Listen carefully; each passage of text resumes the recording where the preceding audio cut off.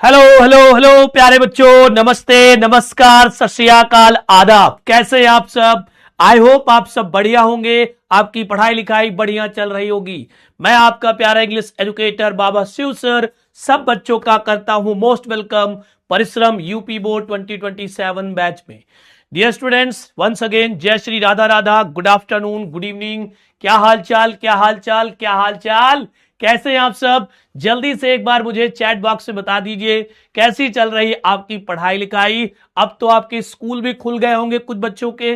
अगर कुछ बच्चों के स्कूल नहीं खुले हैं तो उनके स्कूल अब खुलने वाले होंगे। दैट मीन 1 जुलाई से आपको स्कूल जाना होगा। दूसरी चीज ये भी आपको बतानी है कि मेरी आवाज आपको अच्छे सुनाई दे रही है, यस और नो, और साथ में वीडियो आपको क्लियर दिखाई दे रहा है, यस और नो। प्लीज इन सब चीजों का आंसर करें, इसके बाद हम आज का अपना सेशन स्टार्ट करेंगे। Good evening dear students, good evening बच्चों, good evening, hello, hi, good evening, hi hi hello, good evening बच्चों, गुड इवनिंग, जय श्री राधा राधा डियर स्टूडेंट्स, हर हर Mahadev dear students, good evening, नमस्ते, नमस्ते बच्चों, गुड इवनिंग। प्लीज पहले आप मुझे बता दीजिए इज एवरीथिंग क्लियर, यस और no? Good evening dear students, good evening Kajal, Shivani, Arpita, Divyansh, Gulshan, Shreya, Sunil, Gaurav, Krishna, Nitin, Prince, Pushpendra, Alok, Shaloni, Vishal, Mayank, Suraj, Nadeem, Ansh, Naitik, अनुज, पुष्पेंद्र, हिमांशु चौरसिया, दीपक, सुनील यादव, अर्चना, अरविंद, इशिका, दीक्षा, यश, नीरज, आयुष, खुशी, नमिता, केशर, अंश, पूर्वी, नेहा, अमिता, मयंक, हर, सलोनी, सौरभ, रिया, निमेश, जेएम, सुरेश, यश, ऋषिका, अनुज, गौरव, सब बच्चों का मोस्ट वेलकम है। सारे बच्चे क्लास पर आ चुके हैं। जैसा कि मैं देख पा रहा हूं every students is ready for today's class. सारे बच्चे आज की क्लास के लिए रेडी है लग रहा है, और यह भी लग रहा है कि आप बहुत ज्यादा आज की क्लास के लिए एक्साइटेड है। बिल्कुल, क्योंकि मैं समझ सकता हूं बच्चों, यूपी बोर्ड का सिंथेसिस एक ऐसा चैप्टर है जो बच्चों को बहुत ज्यादा डरा कर रखता है। उस चैप्टर से बच्चे बहुत ज्यादा डरते हैं, उसके पास जाना नहीं चाहते कि सर हम वहां नहीं जाएंगे, नहीं तो काट लेगा, डस लेगा। ऐसा नहीं है। यह चैप्टर बच्चों इसलिए हमें डिफिकल्ट लगता है क्योंकि इस चैप्टर को हम पहली बार पढ़ते हैं। पहली बार पढ़ते हैं, बिल्कुल सही सुना आपने। जैसे नरेशन आप थोड़ा बहुत 9th में पढ़ करके आते हैं, 10th में पढ़ करके आते हैं। वॉइस की बात करूं, वॉइस भी आप थोड़ा बहुत 9th 10th में पढ़ करके आते हैं। तो ये चीजें आपको जल्दी समझ आ जाती हैं क्योंकि आप इनसे थोड़ा बहुत फैमिलियर होते हैं। बट सिंथेसिस एक ऐसा चैप्टर जिसे हम पहली बार पढ़ते हैं, और कुछ टीचर्स इस चैप्टर को इतना कॉम्प्लिकेटेड बनाकर आपको पढ़ाते हैं कि आपका इंटरेस्ट उस चैप्टर से हट जाता है और फिर वो चैप्टर आपको डिफिकल्ट फील होने लगता है। ये भी एक रीजन है बहुत बड़ा। अगर आप किसी चीज को अच्छे से पढ़ना चाहते हैं तो पढ़ाने वाला भी ऐसा होना चाहिए जो चीज को बिल्कुल सिंपल वे में आपको पढ़ा दे, तो आपका इंटरेस्ट बढ़ जाएगा। बट अगर आपको डिफिकल्ट वे में पढ़ाया जाएगा, आपको लगेगा हटाओ यार 2 ही नंबर की तो बात है, इतना माता पच्ची कौन करेगा, आ जाएगा पढ़ा हुआ तो ठीक, नहीं आएगा तो हर हर महादेव हो जाएगा, है ना? Yes sir. Good evening dear, good evening. तो चलिए, अगर सभी स्टूडेंट्स क्लास लेने के लिए रेडी हैं तो एक बार dear students fire emoji share करेंगे। अगर आप लोग क्लास के लिए बिल्कुल रेडी हो चुके हैं, एक्टिव हैं, तो जल्दी जल्दी से एक बार फायर इमोजी शेयर कर दीजिए अपने सर के पास। बाबा शिव कंटिन्यू, थैंक यू बच्चों, थैंक यू। अब आराम से बिल्कुल पढ़िएगा, रिलैक्स फॉर्म में, बिल्कुल चिलैक्स फॉर्म में पढ़ेंगे, ठीक है? और एक चीज और मैं आपसे पूछ लेता हूं कि नरेशन वाली जो सीट मैंने दी थी बिल्कुल कंप्लीट है? क्योंकि नेक्स्ट वीक जो संडे आने वाला है, ये नहीं, नेक्स्ट संडे तक मैं एक एक्स्ट्रा क्लास लेने वाला हूं, तो आप लोग रेडी रहिएगा, ठीक है? नेक्स्ट संडे तक मैं एक्स्ट्रा क्लास लूंगा, उस पे मैं नरेशन की जो पीडीएफ फाइल मैंने आपको प्रोवाइड कराई थी उसके सारे क्वेश्चंस मैं आपको यहां पर सॉल्व करके बताऊंगा। आपको वहां पर क्वेश्चन मैच करने हैं और कॉन्सेप्ट साथ साथ सीखना है।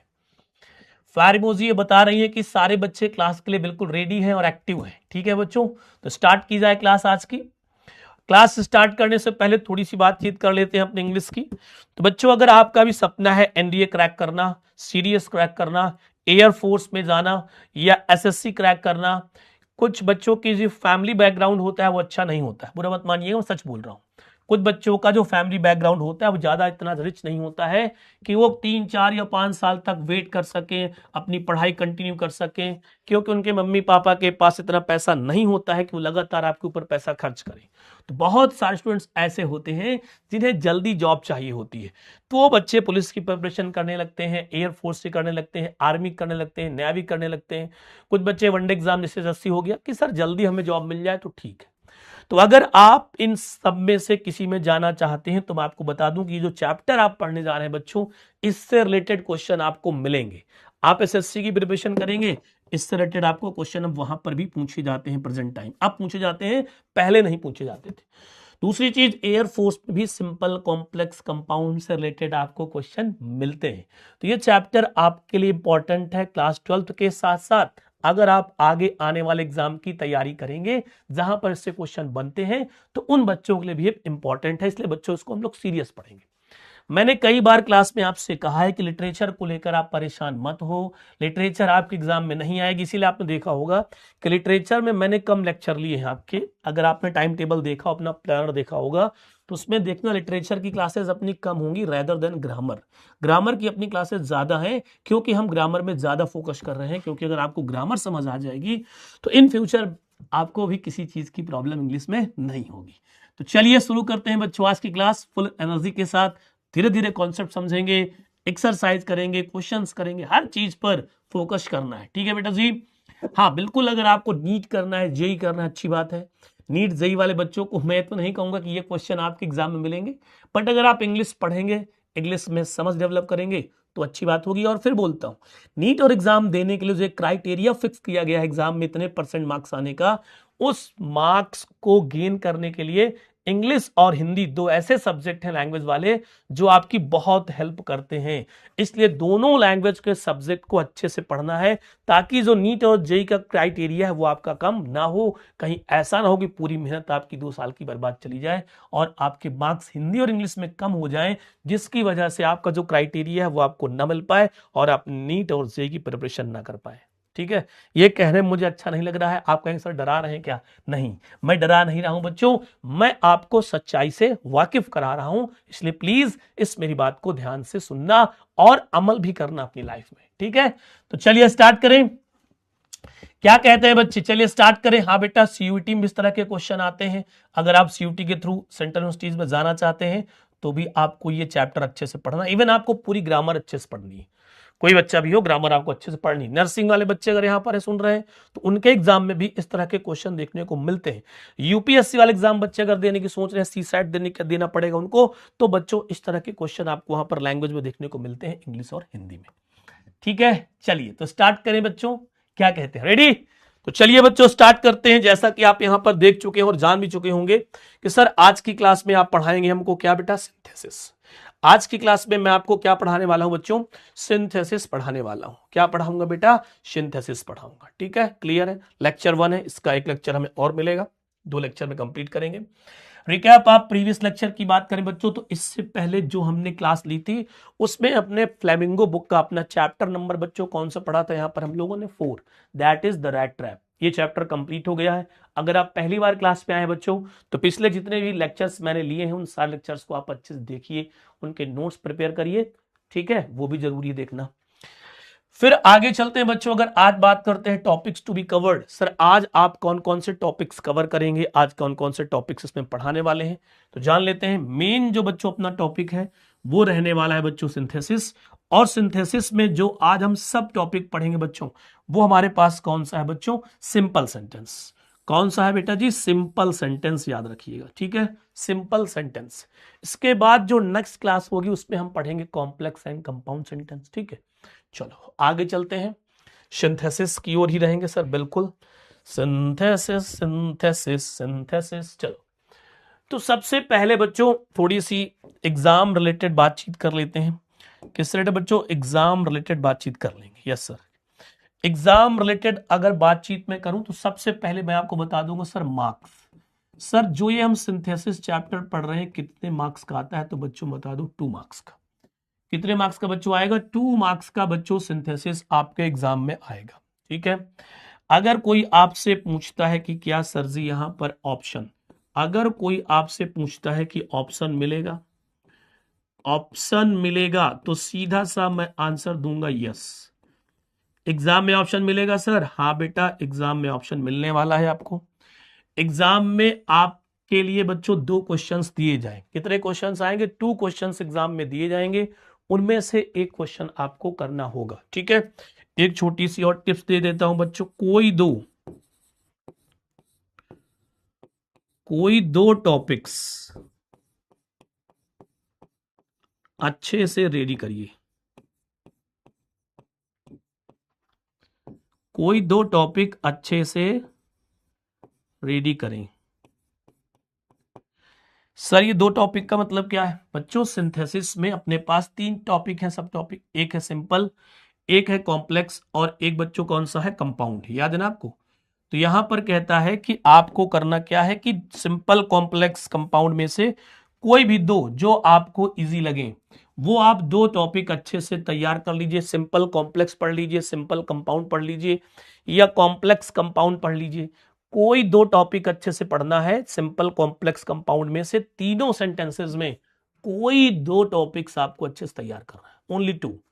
जो आपको डिफिकल्ट लगता है मैं आपको तीनों पढ़ाऊंगा, तीनों में जो आपको ज्यादा अच्छे समझ आ जाए उसके साथ चले जाना। बाकी जो आपको लगता है सर मुझे ये वाला टॉपिक कम समझ आया, उसको लीव कर देना, उसको पढ़ना ही नहीं, फिर उसको बिल्कुल एक्सक्लूड कर देंगे सिलेबस से ही, उसको हम पढ़ेंगे नहीं। हम केवल 2 टॉपिक्स पढ़ेंगे जो हमको इजी लगते हैं और जो हमको बहुत ज्यादा सरल लगते हैं। ठीक है बेटा, ये क्लियर हो गई? ठीक है, मार्क्स कितने का? 2 मार्क्स का क्वेश्चन आएगा। ऑप्शन मिलेगा? यस, ऑप्शन मिलेंगे। There are 2 questions in your question paper. ठीक है, आपके क्वेश्चन पेपर में इस टॉपिक से रिलेटेड 2 क्वेश्चंस होंगे, उनमें से आपको एक क्वेश्चन करना है, जो सिंपल हो वो कर देना है। कोई भी 2 टॉपिक आपको अच्छे से तैयार कर लेना है। डन है बच्चों यहां तक? ठीक है, सिंथेसिस का Hindi meaning wait and watch, सब लिखा है, सब कुछ है, चिंता मत करो। सब कुछ है बच्चों, चिंता मत करिए। ठीक है, सब कुछ मिलेगा, चिंता मत करो। ये देखो, आपने पूछा, मुझे पता था अपने बच्चों के रिक्वायरमेंट, मुझे पता है। और वो टीचर ही कैसा, जो अपने बच्चों की मन की बात ना जान पाए।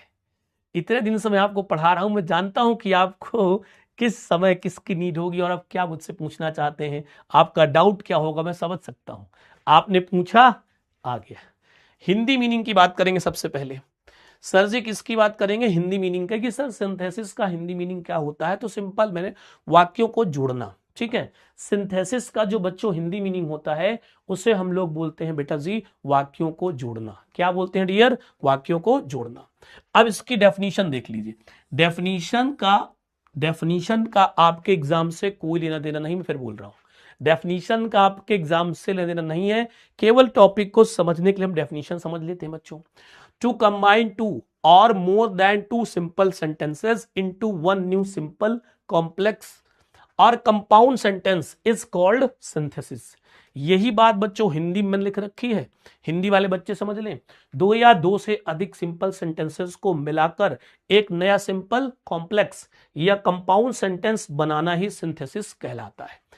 जब प्यारे बच्चों हम एक सिंपल सेंटेंस या एक से अधिक सिंपल सेंटेंसेस को जोड़ करके एक नया सिंपल सेंटेंस बना देते हैं, एक नया कॉम्प्लेक्स सेंटेंस बना देते हैं, या एक नया कंपाउंड सेंटेंस बना देते हैं, तो उसे प्यारे बच्चों हम सिंथेसिस कहते हैं। तो सिंथेसिस एक ऐसी मेथड है, एक ऐसी प्रक्रिया है जिसके थ्रू हम 2 या 2 से अधिक सिंपल सेंटेंसेस को जोड़ करके एक नया सिंपल सेंटेंस, या फिर उनको जोड़ करके कॉम्प्लेक्स सेंटेंस, या उन 2 या 2 से अधिक सिंपल सेंटेंसेस को जोड़कर एक कंपाउंड सेंटेंस बनाते हैं। इसी मेथड को बच्चों हम लोग क्या बोलते हैं? सिंथेसिस बोलते हैं। आई होप ये बात आपको समझ आ गई होगा। Let's move on next. कहता है बच्चों यहां पर स्ट्रक्चर क्लॉज के आधार पर सेंटेंस 3 प्रकार के होते हैं। अब बच्चों हमारे सिलेबस में क्लॉज नहीं है तो मैं ज्यादा टाइम आपका नहीं लूंगा, याद रखिएगा। हमारे सिलेबस में बच्चों क्या क्लॉज तो है नहीं, तो मैं ज्यादा टाइम क्लॉज कर लूंगा। क्लॉज का मीन्स ये होता है एक सेंटेंस में जितने सब्जेक्ट और वर्ब के पेयर आपको नजर आएंगे बच्चों, उन्हें हम लोग क्या बोलते हैं? क्लॉज बोलते हैं। उन्हें हम लोग क्या बोलते हैं डियर? उन्हें हम लोग बोलते हैं क्लॉज। ठीक है, अभी डिस्कस करेंगे। और याद रखिएगा, सिंथेसिस पढ़ते समय हम हिंदी सेंटेंसेस का खूब यूज करेंगे, हिंदी की खूब हेल्प लेंगे। वैसे तो मैं हिंदी के अगेंस्ट रहता हूं इंग्लिश पढ़ाते समय, बट सिंथेसिस एक ऐसा चैप्टर है जहां पर अगर हम सेंटेंस की हिंदी निकाल लेते हैं तो 60% सिंथेसिस का आंसर हमें आ जाता है। कैसे, अभी मैं आपको बताऊंगा। ठीक, तो सबसे पहले हमें यह जानना जरूरी है कि सर अगर स्ट्रक्चर की बात करें, बनावट की बात करें या क्लॉज की बात करें तो there are 3 kinds of sentences और there are 3 types of sentences. Here are 3 types of sentences given. First is simple sentence, बहुत अच्छे बेटा। सेकंड इज कॉम्प्लेक्स सेंटेंस, इन्हीं सेंटेंसेस को हम पढ़ेंगे, इन्हीं सेंटेंसेस को हम क्या करने वाले हैं, पढ़ने वाले। And last one is compound sentences. यही 3 सेंटेंसेस हमें पढ़ने हैं, इन्हीं 3 सेंटेंसेस के बारे में बच्चों हमें जानकारी लेनी है। ठीक है, अब देखो इन तीनों सेंटेंसेस का मैंने एक एक एग्जांपल यहां पर दिया है। मैंने यहां पर लिखा बच्चों ही गोज, मैंने यहां पर क्या लिखा, ही गोज। इस सेंटेंस में अपने पास केवल एक ही क्लॉज है, इस सेंटेंस में केवल अपने पास एक ही क्लॉज है। सर आपको कैसे पता चला कि इस सेंटेंस में केवल एक ही क्लॉज है? मैं फिर से आपको बता देता हूं बच्चों, अगर किसी सेंटेंस में क्या गिवन है बच्चों, एक सब्जेक्ट गिवन है और सब्जेक्ट के ठीक साथ में या कहीं पर एक क्या गिवन है, वर्ब। तो इसी सब्जेक्ट और वर्ब के पेयर को याद रखिएगा, इसी सब्जेक्ट और वर्ब के पेयर को प्यारे बच्चों हम क्या बोलते हैं, क्लॉज बोलते हैं। क्या बोलते हैं, क्लॉज। सिंपल डेफिनेशन है, एक सेंटेंस में जितने सब्जेक्ट और जितनी वर्ब होंगी उतनी ही क्लॉजेज होंगी। जैसे यहां पर सेंटेंस में हम देखेंगे तो सर ही अपने पास यहां पर क्या है बच्चों, सब्जेक्ट है। ही बेटा जी यहां पर अपना क्या है, सब्जेक्ट है सर। और गोज प्यारे बच्चों आपकी यहां पर क्या है, वर्ब है। तो सर इस सेंटेंस में एक सब्जेक्ट और एक वर्ब है, इसलिए इसमें एक क्लॉज है। नीचे आते हैं, नीचे यहां पर देखते हैं सर एक सब्जेक्ट और एक वर्ब गोज। इसके बाद ये यहां पर लगा कंजंक्शन और इसके ठीक बाद हमने यहां पर क्या लिखा, आई कम। तो इस सेंटेंस में आप देखेंगे कि एक सब्जेक्ट एक वर्ब, एक सब्जेक्ट एक वर्ब, इसका मतलब इस सेंटेंस में कितनी क्लॉजेज हो गई बच्चों, 2 क्लॉजेज हो गई। ठीक है, यहां पर फिर चलेंगे आगे, sir he goes subject plus verb का पेयर हुआ।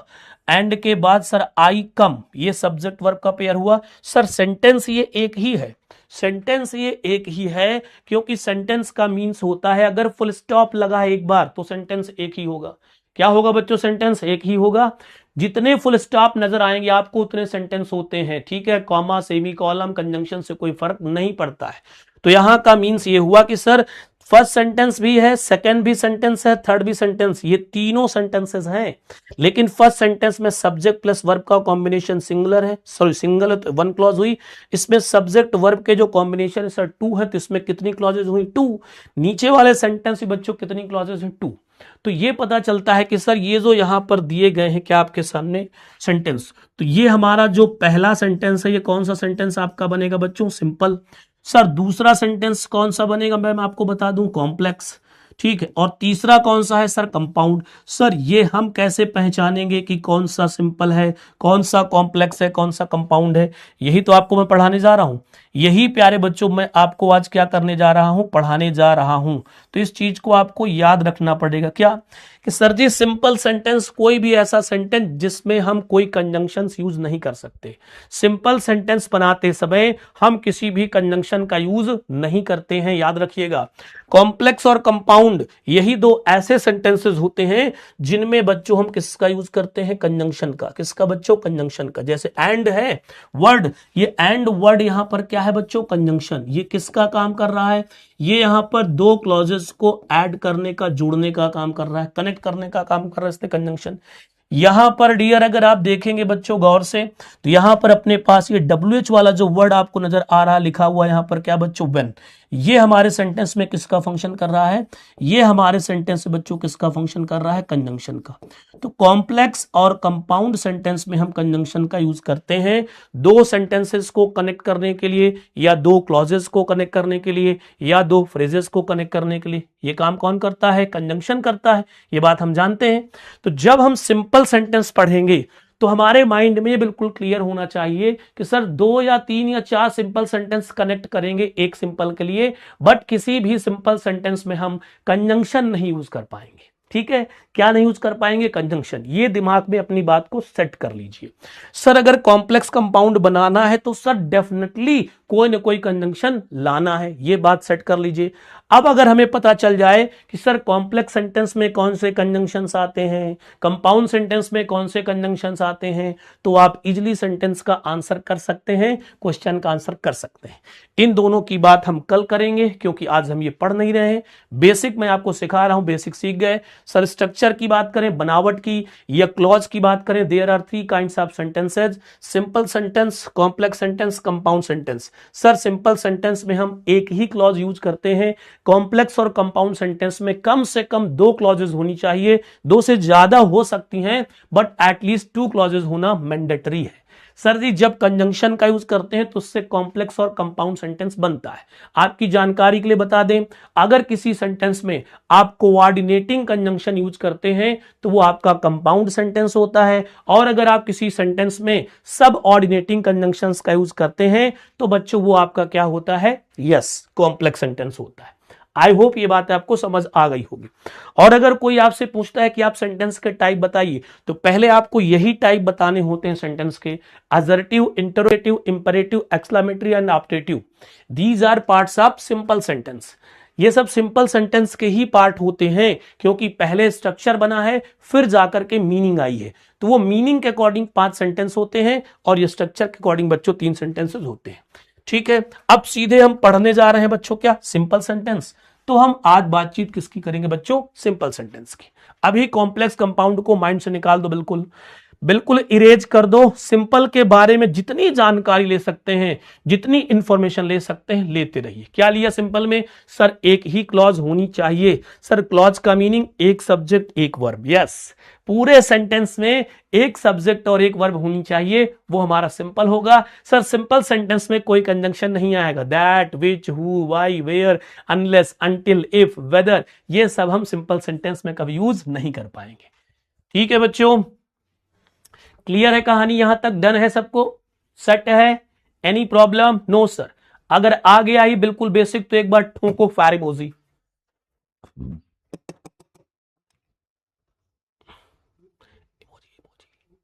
इमोजी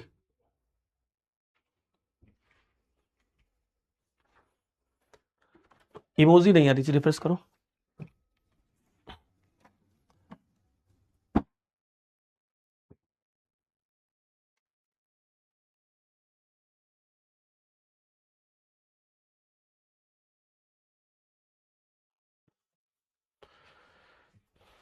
चलिए बढ़िया बेटा, चलो फायर इमोजी एक बार हो जाए स्पीड में जरा।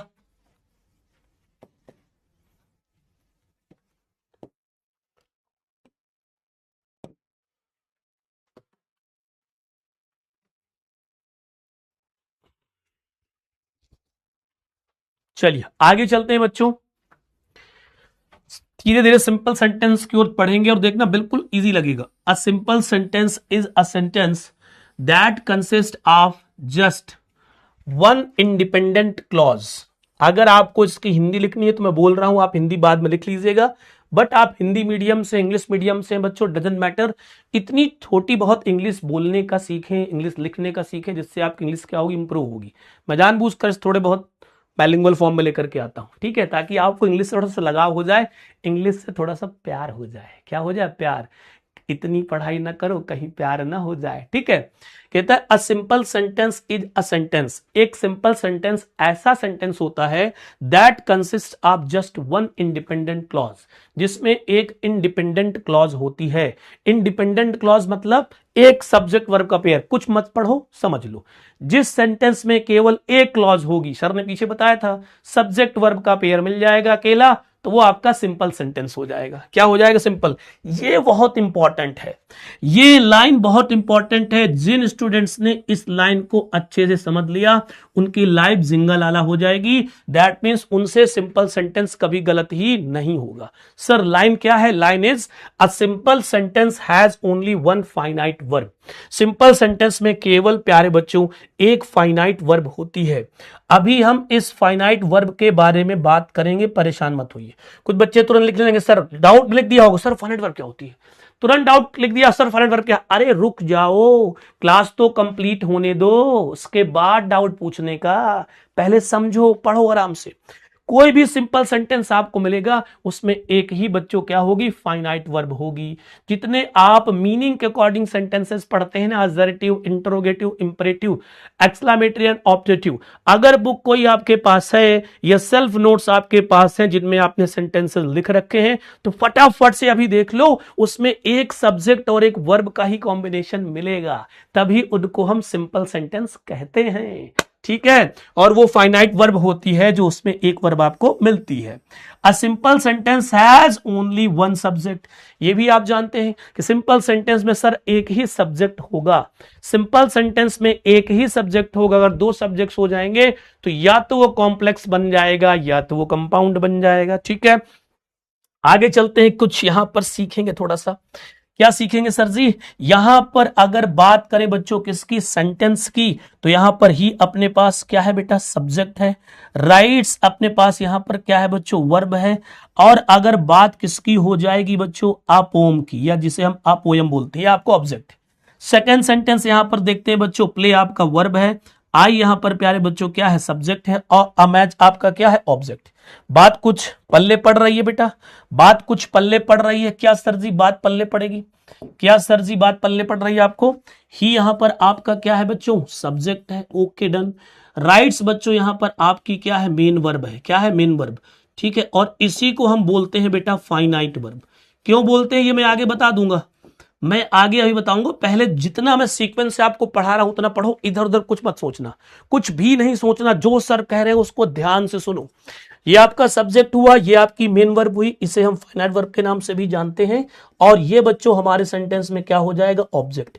क्या इस सेंटेंस में दो सब्जेक्ट हैं, आप कहेंगे नो सर। इस सेंटेंस में पेयर सब्जेक्ट वर्ब का है सर, सिंगल। इसका मतलब ये सेंटेंस जो है वो हमारा सिंपल है, क्योंकि इसमें एक सब्जेक्ट है और एक फाइनाइट वर्ब है, इसीलिए इसे हम सिंपल सेंटेंस कहते हैं। आगे चलते हैं, सर आई यहां पर सब्जेक्ट है, नो डाउट। प्ले यहां पर आपकी बच्चों क्या है, मेन वर्ब है। और अब मैच बच्चों हमारा यहां पर क्या है बेटा, ऑब्जेक्ट है। ठीक है, क्लियर है कहानी। यहां पर भी सर अपने पास एक सब्जेक्ट एक वर्ब का कॉम्बिनेशन है, तो ये बन गई एक क्लॉज, सिंगल क्लॉज है। इसी क्लॉज को हम इंडिपेंडेंट क्लॉज बोलते हैं, क्योंकि इसकी मीनिंग बताने के लिए आपको आगे सेंटेंस बोलने की कोई नीड नहीं होती। एक ऐसा सेंटेंस जो अपने आप में कंप्लीट हो उसे हम इंडिपेंडेंट क्लॉज बोलते हैं। ठीक है, ही राइट्स अ पोम, वो एक पोम लिखता है। क्लियर है sir ji. I play a match, मैं मैच खेलता हूं। क्लियर है सर जी। तो ये हमारे कौन से सेंटेंस है बच्चों, सिंपल सेंटेंस है। ठीक है,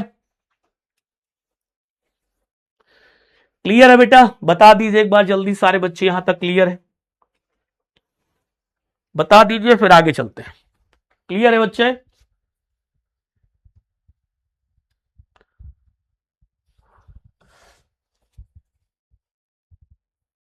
क्लियर है बेटा जी। गुड इवनिंग बेटा, गुड इवनिंग सबसे है। पहले बताइए जो मैं पूछ रहा हूं, यहां तक कहानी सेट है सब बच्चों को, कोई प्रॉब्लम तो किसी को नहीं यहां तक। चलिए, अच्छे से समझ आ रहा है सबको। चलो आगे चलेंगे बच्चों। अब यहां से मेन देखिए, अब मेन गेम स्टार्ट होगा। पीछे हमने क्या पढ़ा था बेटा, फाइनाइट वर्ब। चलिए जान लेते हैं फाइनाइट वर्ब क्या होती है। फाइनाइट वर्ब क्या होती है आइए जानते हैं। इट इज द रियल, देखना ध्यान से क्या कहता है, देखना ध्यान से बच्चों, कहता है यहां पर it is the real verb, ये एक रियल वर्ब होती है। फाइनाइट वर्ब क्या होती है, रियल वर्ब होती है। Which is controlled by the subject, जो किसके द्वारा कंट्रोल की जाती है, सब्जेक्ट के द्वारा कंट्रोल की जाती है। एंड और विच हैज डिफरेंट टेंसेस, जिसके अलग अलग टेंसेस होते हैं। एक ऐसी वर्ब जो टेंस को बताए, अगर आप उस वर्ब को चेंज कर देते हैं तो वो टेंस चेंज कर देगी, और सब्जेक्ट के अकॉर्डिंग जो वर्ब चेंज हो जाती है उसे हम लोग फाइनाइट वर्ब बोलते हैं। ध्यान से देना, जो वर्ब सब्जेक्ट के अकॉर्डिंग चले या जो टेंस के अकॉर्डिंग चले, टाइम के अकॉर्डिंग चले, उसे हम बच्चों क्या बोलते हैं, फाइनाइट वर्ब बोलते हैं। क्या बोलते हैं बॉस, फाइनाइट वर्ब बोलते हैं। इसकी एक बहन भी है जिसे हम बोलते हैं नॉन फाइनाइट वर्ब। क्या आपको पता है पूरी इंग्लिश ग्रामर में दो ही वर्ब्स हैं, एक फाइनाइट और दूसरी non finite verbs. Non finite fix हैं, ये जो तीन यहां पर लिखी है ना, देख रहे हैं नीचे, इनको छोड़ करके जितनी भी आप वर्ब्स पढ़ते हैं, transitive verbs, intransitive verbs, linking verb, incomplete verb, जो भी आप वर्ब्स पढ़ते हैं, दीज आर फाइनाइट वर्ब्स। वो सारी वर्ब आपकी किस कैटेगरी में आती है बच्चों? फाइनाइट वर्ब में। पूरे वर्ड में दो ही वर्ब हैं, एक है फाइनाइट वर्ब और दूसरा है non finite verb. Infinitive, gerund, participle, इनको अगर छोड़ दिया जाए तो जो भी आप वर्ब पढ़ते हैं, चाहे आप इंट्रांजिटिव वर्ब पढ़ते हैं, डाई ट्रांजिटिव पढ़ते हैं, मोनो ट्रांजिटिव पढ़ते हैं, ट्रांजिटिव पढ़ते हैं, इनकम्प्लीट वर्ब पढ़ते हैं, लिंकिंग वर्ब पढ़ते हैं, हेल्पिंग वर्ब पढ़ते हैं, मेन वर्ब पढ़ते हैं, वो सब किस कैटेगरी में आएंगे? वो सब आपकी बच्चों फाइनाइट वर्ब की कैटेगरी में आती है। अब नन फाइनाइट की अगर बात करते हैं तो कहता है बच्चों, it is not controlled by the subject. इन वर्ब पर सब्जेक्ट का कोई असर नहीं पड़ता है। These verbs do not change their form according to the number. जब सब्जेक्ट चेंज होगा, सब्जेक्ट का नंबर चेंज होगा, तो उनके अकॉर्डिंग ये वर्ब चेंज नहीं होती, इन पर उसका कोई फर्क नहीं पड़ता। And person of the subjects, वही बात है कि अगर सब्जेक्ट चेंज होगा तो ये वर्ब चेंज नहीं होती है। बट फाइनाइट वर्ब में ऐसा है कि अगर सब्जेक्ट चेंज होगा तो वर्ब चेंज हो जाएंगी। कहता है कि these verbs function as nouns, adjectives और एडवर्ब्स। जो नन फाइनाइट वर्ब होती हैं, ये किसकी तरह फंक्शन करती हैं? कभी नाउन बनेंगी, कभी एडजेक्टिव बनेंगी, कभी क्या बनेंगी? एडवर्ब्स बनेंगी। इसके बाद बच्चों एक पॉइंट यहां पर आता है, non finite verbs are of 3 types. आपसे कोई पूछेगा कि नन फाइनाइट कितने प्रकार की होती हैं, कितनी तरह की होती हैं, तो आपको बिल्कुल सिंपल से एक आंसर देना है, 3 टाइप्स। पहली बच्चों अपने पास नन फाइनाइट वर्ब कौन सी है देख लेते हैं। पहली वर्ब अपने पास कौन सी बच्चों? इन्फिनिटिव। विच वर्ब बेटा? बोलते रहिए साथ साथ, इन्फिनिटिव। दूसरी बच्चों यहां पर कौन सी अपने पास है? जीरंड। ठीक है, कौन सा है बेटा जी? जीरंड है। और तीसरी वर्ब अपने पास यहां पर कौन सी है बच्चों? पार्टिसिपल। कौन सी वर्ब है बेटा जी? पार्टिसिपल। आई होप ये कहानी आपको समझ आ गई होगी।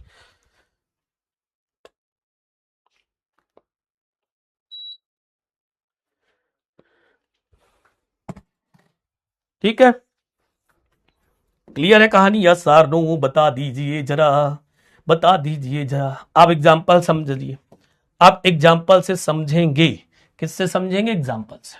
ठीक है, कहता है यहां पर देखेंगे बच्चों, टू स्विम, ये लिखा टू स्विम। यहां पर लिखा जाएगा बच्चों, यहां पर टू हेल्प। ठीक है, क्या लिखा जाएगा? To help. यहां पर आई सा हिम राइटिंग, यहां पर क्या जाएगा बच्चों? राइटिंग में लगा देता हूं मैं। ठीक ठीक। अब ब्रोकन, यहां पर बच्चों अपने पास क्या है? ब्रोकन। वॉकिंग, यहां पर ये बच्चों क्या है? सब्जेक्ट के प्लेस आई डोंट लाइक। और यहां पर क्या जाएगा बच्चों? रीडिंग। क्या जाएगा? रीडिंग। ये जितने भी आप ब्रैकेट में, जितने भी ब्रैकेट में आप ये वर्ब देख रहे हैं बच्चों, ये सारी जो वर्ब्स हैं, ये हमारी क्या है बच्चों? यस, बिल्कुल सही, नन फाइनाइट वर्ब है। क्या है? Non finite verb. ठीक है, अब जैसे मैं आपसे कहूं बच्चों की जो नन फाइनाइट वर्ब आपके सामने दिखाई दे रही है आपको यहां पर, टू स्विम। क्या लिखा रहा है बच्चों? To swim. ठीक है, तो ये हमारा यहां पर किस प्लेस पर यूज हुआ है बच्चों? सब्जेक्ट के प्लेस पर। ठीक है, और इसे हम बोलने का काम क्या करते हैं बच्चों? इन्फिनिटिव। क्या बोलेंगे बेटा? Infinitive verb. क्या बोलते हैं बच्चों? Infinitive verb. जब किसी वर्ब से पहले टू प्लस वर्ब की फर्स्ट फॉर्म आ जाती है तो उसे हम लोग बोलते हैं बेटा इन्फिनिटिव वर्ब। क्या बोलते हैं बच्चों? इन्फिनिटिव वर्ब बोलते हैं। लेकिन ये फंक्शन किस तरह कर रहा है? तो आपको पता है कि सर सब्जेक्ट अगर बनना है कहीं इंग्लिश में तो 2 पार्ट्स ऑफ स्पीच का होना जरूरी है, या तो नाउन या तो प्रोनाउन। सर ये प्रोनाउन है नहीं, तो ये है बच्चों हमारा किसकी तरह फंक्शन कर रहा है यहां पर? नाउन की तरह। किसकी तरह बच्चों? नाउन की तरह। और ऐसे ही वर्ड को हम बोलते हैं इक्विवेलेंट ऑफ नाउन। ये किसके बराबर है? नाउन के बराबर है। किसके बराबर है? नाउन के बराबर है। ठीक है, तो ये सब्जेक्ट आ गया। To swim is good exercise. अब यहीं पर टू हेल्प की अगर बात करें, किसकी बात करें? टू हेल्प की, तो फिर यहां पर ये वांट वर्ब का ऑब्जेक्ट है। ये भी फंक्शन किसकी तरह कर रहा है बच्चों? यहां पर नाउन की तरह कर रहा है। और ये क्या है बच्चों? इन्फिनिटिव है। टू प्लस वर्ब की फर्स्ट फॉर्म का जो स्ट्रक्चर होता है उसे हम इन्फिनिटिव वर्ब कहते हैं। ये यहां पर ऑब्जेक्ट के प्लेस पर, इसलिए यहां पर नाउन बन गया। आई सा हिम राइटिंग अ लेटर। मैंने उसे देखा लिखते हुए। क्या लिखते हुए? एक लेटर लिखते हुए। मैंने उसे कैसे देखा? आई सा, मैंने देखा, हिम मींस उसको। कैसे देखा? राइटिंग अ लेटर, एक लेटर को लिखते हुए। तो लेटर लिख रहा था। कुछ बच्चे कहेंगे सर ये वर्ब का आईएनजी फॉर्म तो केवल मेन वर्ब बन सकता है। ऐसा नहीं नहीं है, ये मेन वर्ब नहीं है, ये नाउन से ठीक पहले लिखा है। अब आप बताओ किसी नाउन की विशेषता बताने वाले वर्ड को क्या कहते हैं? एडजेक्टिव कहते हैं। क्या कहते हैं? एडजेक्टिव। तो ये हमारा पार्टिसिपल है, ये हमारा पार्टिसिपल है बच्चों। क्या है? पार्टिसिपल। इसे हम क्या बोलेंगे बेटा? पार्टिसिपल बोलेंगे। ये भी क्या है बच्चों? नॉन फाइनाइट वर्ब है, इसे हम बोलेंगे बच्चों क्या? पार्टिसिपल। कौन सा पार्टिसिपल है? प्रेजेंट पार्टिसिपल है, ये आगे डिस्कस करेंगे। ब्रोकन वर्ब की थर्ड फॉर्म है, ये वर्ब की थर्ड फॉर्म है। और वर्ब की थर्ड फॉर्म अगर किसी नाउन के पहले यूज कर लिया जाए और उस नाउन की विशेषता बताए तो उसे हम पास्ट पार्टिसिपल कहते हैं। जैसे अ ब्रोकन चेयर, कैसी चेयर है? टूटी हुई चेयर है। टूटी हुई चेयर का मतलब है कि सर जी चेयर ये बेकार है, तो अब ब्रोकन चेयर ये हो गया पार्टिसिपल। वॉकिंग वर्ब की आईएनजी फॉर्म है क्या? ये बताओ, वर्ब होती तो सब्जेक्ट के प्लेस पर आती? नहीं सर जी, ये किसके प्लेस पर आ गया? सब्जेक्ट के प्लेस पर आ गया सर जी। और ये जब सब्जेक्ट के प्लेस पर आए तो वर्ब का आईएनजी फॉर्म काम किसकी तरह कर रहा है? सर नाउन की तरह काम कर रहा है। तो इसे ही बच्चों हम बोलने का काम क्या करते हैं? जीरंड। क्या बोलते हैं इसको? जीरंड, या इसी को हम बोलते हैं जीरंडियल नाउन। क्या बोलते हैं बेटा? जीरंडियल नाउन। अब यहां पर लाइक के ठीक बात बच्चों रीडिंग, ये भी प्यारे बच्चों हमारे सेंटेंस में यहां पर किसका फंक्शन कर रहा है बेटा? जीरंड का फंक्शन कर रहा है।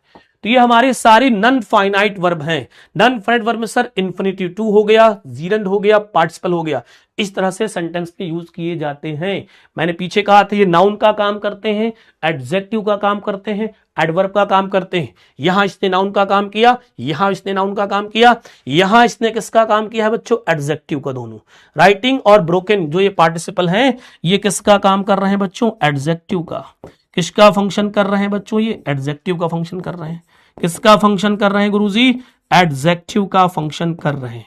बोलो बात समझ आई? Yes or no? Yes or no? Please tell me बच्चों।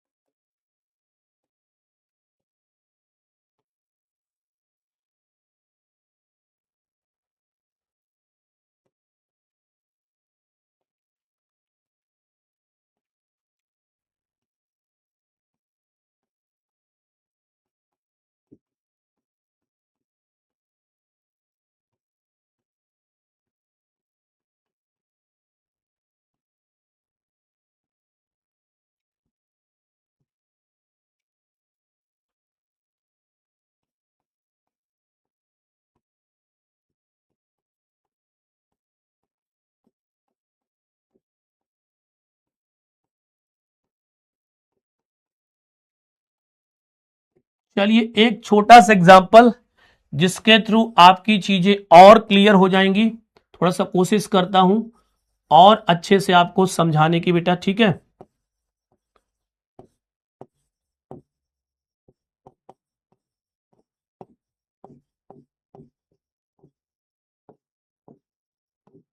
ये देखो बेटा, यहां पर 3 सेंटेंसेस गिवन है, इनसे आपको बढ़िया समझ आ जाएगा, डोंट वरी, इनसे आपको अच्छे समझ आ जाएगा। 3 सेंटेंस अपने यहां पर दिए गए हैं बेटा।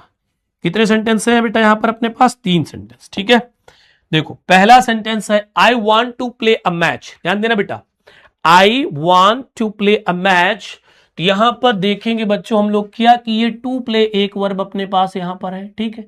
एक वर्ब यहां पर अपने पास फिर से टू प्ले है, एक वर्ब अपने पास यहां पर क्या है बच्चों? टू प्ले है। क्या तीनों सेंटेंस में अपने पास जो वर्ब गिवन है बच्चों, तीनों सेंटेंसेस में सेम ही है, सेम वर्ब गिवन है, ठीक है? अब दूसरी चीज देखते हैं। दूसरी चीज क्या है? एक वर्ब अपने पास और है, यहां पर ये वर्ब क्या है बेटा? वांटेड। यहां पर वर्ब क्या है बच्चों? वांट्स। और केवल यहां पर क्या लिखा है बच्चों? वांट। तो इन तीनों सेंटेंस में समझ आता है कि सर एक वर्ब है वांट जो बार बार चेंज हो रही है, वो तीनों सेंटेंसेस में चेंज हो रही है, ठीक है? तो सर चेंज होकर के बता क्या रही है? चेंज होकर के सर वो बताने का काम क्या कर रही है? तो ये वांटेड वर्ब है बच्चों, इसमें हमने क्या चेंज कर दिया है? टेंस। इसी वर्ब से पता चल रहा है कि सर इसका टेंस किस फॉर्म में चला गया बच्चों? पास्ट के फॉर्म में, ठीक? बट अगर बात करेंगे यहां पर वांट की, तो सर यहां पर जो ये वांट था ये किसके अकॉर्डिंग आया था? आई के अकॉर्डिंग। आई सब्जेक्ट था, तो हमने यहां पर base form of the verb use की। क्या यूज की बच्चों? Base form of the verb. But अगर हम कहें कि सर यहां पर हमने किसका यूज किया? वांट्स का। तो क्यों चेंज हुआ? क्योंकि सर यहां पर हमने सेंटेंस का सब्जेक्ट चेंज कर दिया। क्या चेंज कर दिया? सब्जेक्ट। तो जो वर्ब सब्जेक्ट के अकॉर्डिंग चेंज हो उसे हम फाइनाइट वर्ब बोलते हैं। क्या बोलते हैं बच्चों? फाइनाइट वर्ब बोलते हैं। अब यहां पर जो वर्ब टेंस बताए, क्या बताए? टेंस, उसे हम फाइनाइट वर्ब बोलते हैं। टू प्लेस से केवल आप टेंस नहीं बता सकते थे, टू प्ले से आप सिंगुलर प्लूरल नहीं बता सकते थे, क्योंकि आई के साथ भी टू प्ले है, ही के साथ भी टू प्ले है, टाइम चेंज हुआ, टेंस चेंज हुआ, फिर भी टू प्ले है। जो वर्ब टाइम से फ्री हो, टेंस से फ्री हो, सब्जेक्ट से फ्री हो, किसी का असर ना पड़े, उन्हें बोलते हैं नन फाइनाइट वर्ब। तो जो ये हमारी वर्ब टू प्ले है, ये है बच्चों नन फाइनाइट वर्ब। और नन फाइनाइट वर्ब में अगर कोई पूछे कौन सी वर्ब है, तो उससे बताना इट इज इन्फिनिटिव वर्ब। कौन सी वर्ब बच्चों? है इन्फिनिटिव वर्ब। ठीक है, क्लियर है कहानी? बताओ भाई, अब क्लियर हुआ? अब क्लियर हुआ फाइनाइट नन फाइनाइट का गेम? इधर बता दिया सिंपल वे में, इधर कुछ सेंटेंसेस दे दिए। बताओ। बातचीत ना करे बेटा जी, बातचीत ना करे बेटा जी। क्लियर है बेटा जी?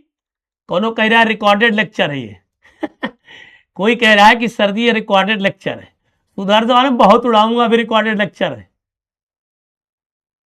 रिकॉर्डेड लेक्चर लग रहा है तुमको? है? अभी आओ इधर जरा बताता हूं तुमको रिकॉर्डेड लेक्चर कौन है। महान भाव रिकॉर्डेड लेक्चर का ही ना ये रिकॉर्डेड लेक्चर। आगे बढ़ाओ, इसके क्या पढ़ाया सर ने? अगली स्लाइड चेक करो जरा, सर ने क्या पढ़ाया रिकॉर्डेड में तो है। चलिए, आज हर से तंजलि कह रही सर जी नो।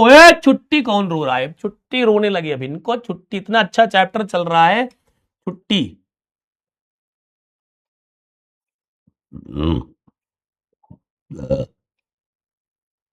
यस सर, रिकॉर्डेड है। आओ इधर जरा, आओ रिकॉर्डेड बताऊं जरा। चलो बताओ, अच्छा कितने बच्चों को समझ आ गया? चलिए लो, पोल दे दिया। अब तो रिकॉर्डेड नहीं है। कितने बच्चों को यहां तक सब समझ आ गया बच्चों? अरे अपना टाइम देखें भाई, टाइम देख रहे हैं। सर के टाइम की चिंता ना करो, अपने टाइम की चिंता करो बेटा, अपने टाइम की चिंता करो।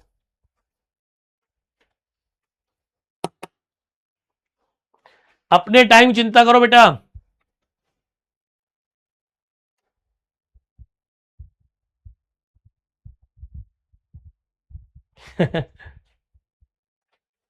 छुट्टी नहीं होगी बेटा जी, छुट्टी नहीं होगी। आपको अगर आराम करना है कर लीजिए। और ये चैप्टर अच्छा है, थोड़ा इसको समझने की कोशिश करो, समझो कोशिश करो इसकी, ठीक है? नहीं तो ऐसे अगर मैं चाहूं तो ये सब स्किप कर देता। अगर मैं चाहता तो ये सब क्या करता बच्चों? स्किप कर देता। सीधे सीधे हम लोग कहां पर आ जाते? सेंटेंसेस पर आ जाते, कॉन्सेप्ट पर आ जाते। लेकिन सिंपल सेंटेंस बनाते समय आपको मजा नहीं आती वो। इसीलिए मैं बार बार बोल रहा हूं कि इन सब चीजों को समझो कि सिंपल सेंटेंस क्या होता है, कितनी फाइनाइट होती है, कितनी नॉन फाइनाइट वर्ब होती है, क्या होती है। ठीक है, बहुत अच्छे, मतलब कि 90% बच्चों को समझा पाया हूं मैं, 89.16। कोई बात नहीं, नेक्स्ट स्लाइड में और कोशिश करेंगे और बच्चों को अच्छे समझ आ जाए। चलो, अब यहां पर बच्चों अपने पास क्या है देखें, मेथड्स आ गया। किस तरह से, कितने मेथड्स हैं जिनके थ्रू हम सिंपल सेंटेंस को बना सकते हैं। तो यहां पर मेथड्स लिखे हैं, देखते जाइए आप लोग। पहला मेथड बच्चों अपने पास यहां पर है, पार्टिसिपल का यूज करके हम किसी सिंपल सेंटेंस को बना सकते हैं, या चाहे तो इन्फिनिटिव का यूज करके हम सिंपल सेंटेंस बना सकते हैं। नॉमिनेटिव ऑब्सोल्यूट का यूज करके भी बच्चों हम सिंपल सेंटेंस बनाते हैं। नाउन और फ्रेज इन अपोजिशन का यूज करके भी हम सिंपल सेंटेंस बनाते हैं। नाउन और जीरन से पूर्व प्रीपोजिशन का यूज करके भी सिंपल सेंटेंस बनाया जाता है। एडजेक्टिव का यूज करके भी सिंपल सेंटेंस बनता है।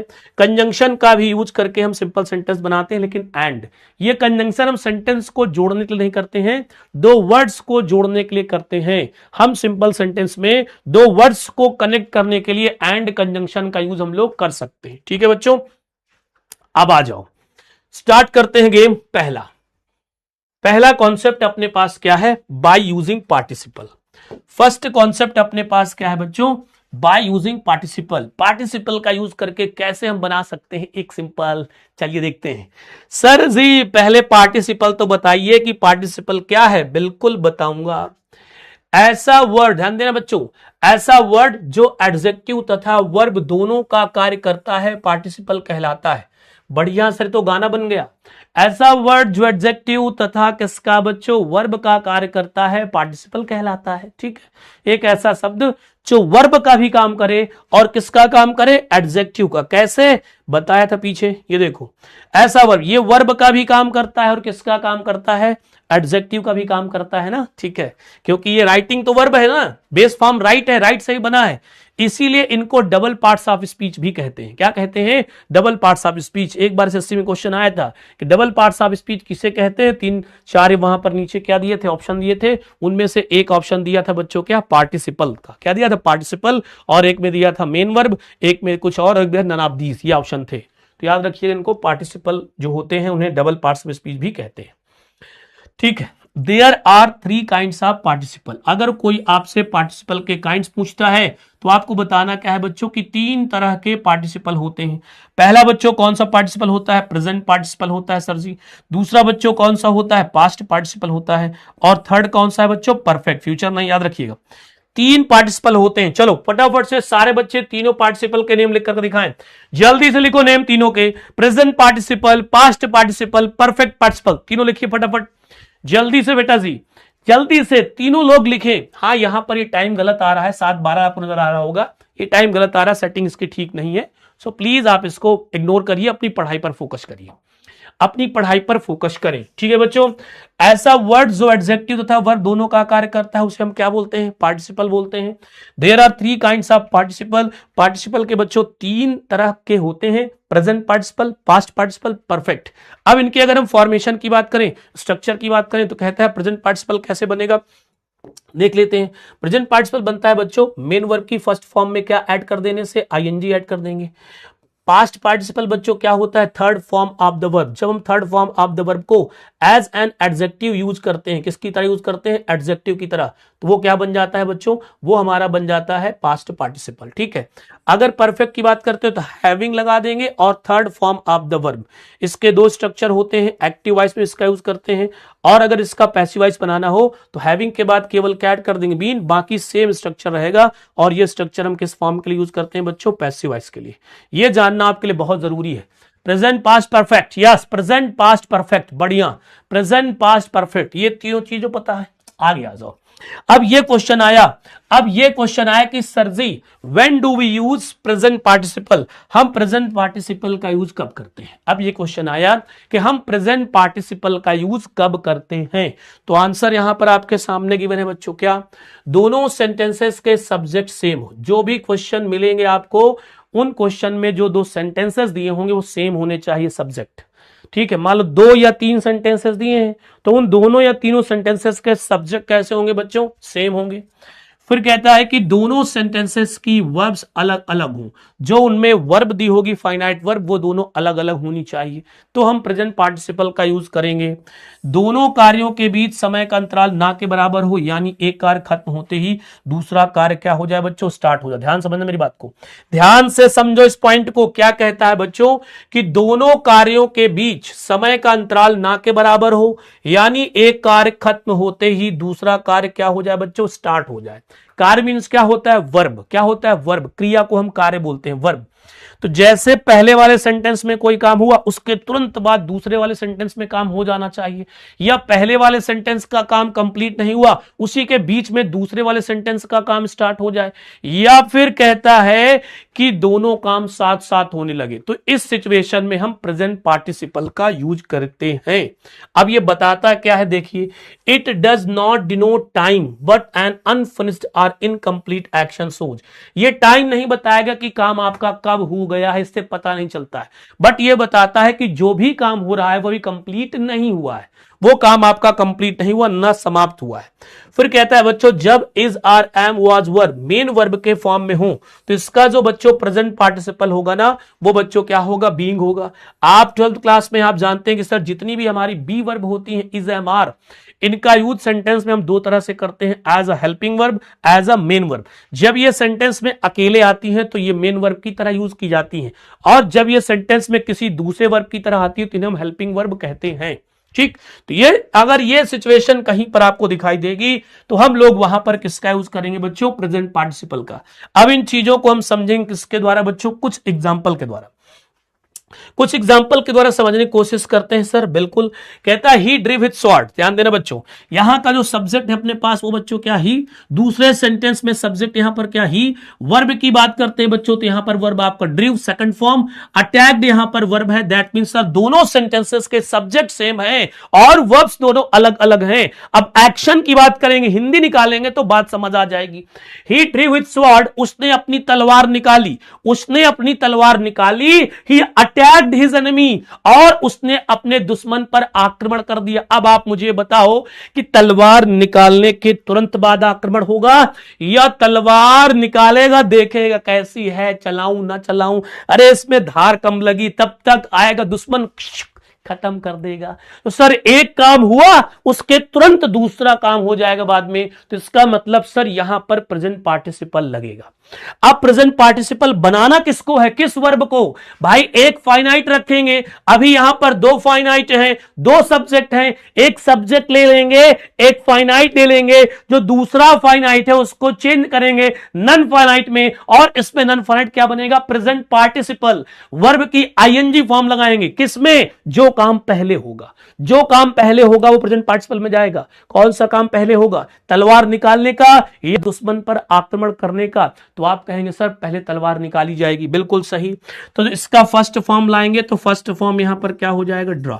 आईएनजी लगाएंगे तो क्या हो जाएगा बच्चों, ड्रॉइंग। ठीक है, आगे बढ़ते चलिए, आगे बढ़ेंगे तो यहां पर हिज, इसके ठीक बाद बच्चों क्या हो जाएगा, स्वॉर्ड, और यहां पर कॉमा। आगे एक सब्जेक्ट लेंगे तो क्या हो जाएगा, ही। आगे बढ़ेंगे सर तो एक फाइनाइट वर्ब अभी लगाया नहीं तो लगा लिया तो क्या हो जाएगा, अटैक्ड, और यहां पर बच्चों क्या हो जाएगा, इनेमी। ये हो गया बेटा जी आपका right answer. Drawing his sword comma he attacked his enemy. अब देखो ये सिंपल है कि नहीं, चेक करो। अगर सेंटेंस में एक सब्जेक्ट एक फाइनाइट है तो ये सिंपल है, यस सर जी, एक सब्जेक्ट एक फाइनाइट, ये सिंपल है। अब ये नन फाइनाइट वर्ब बन चुकी है, टाटा बाय बाय कर लिया है।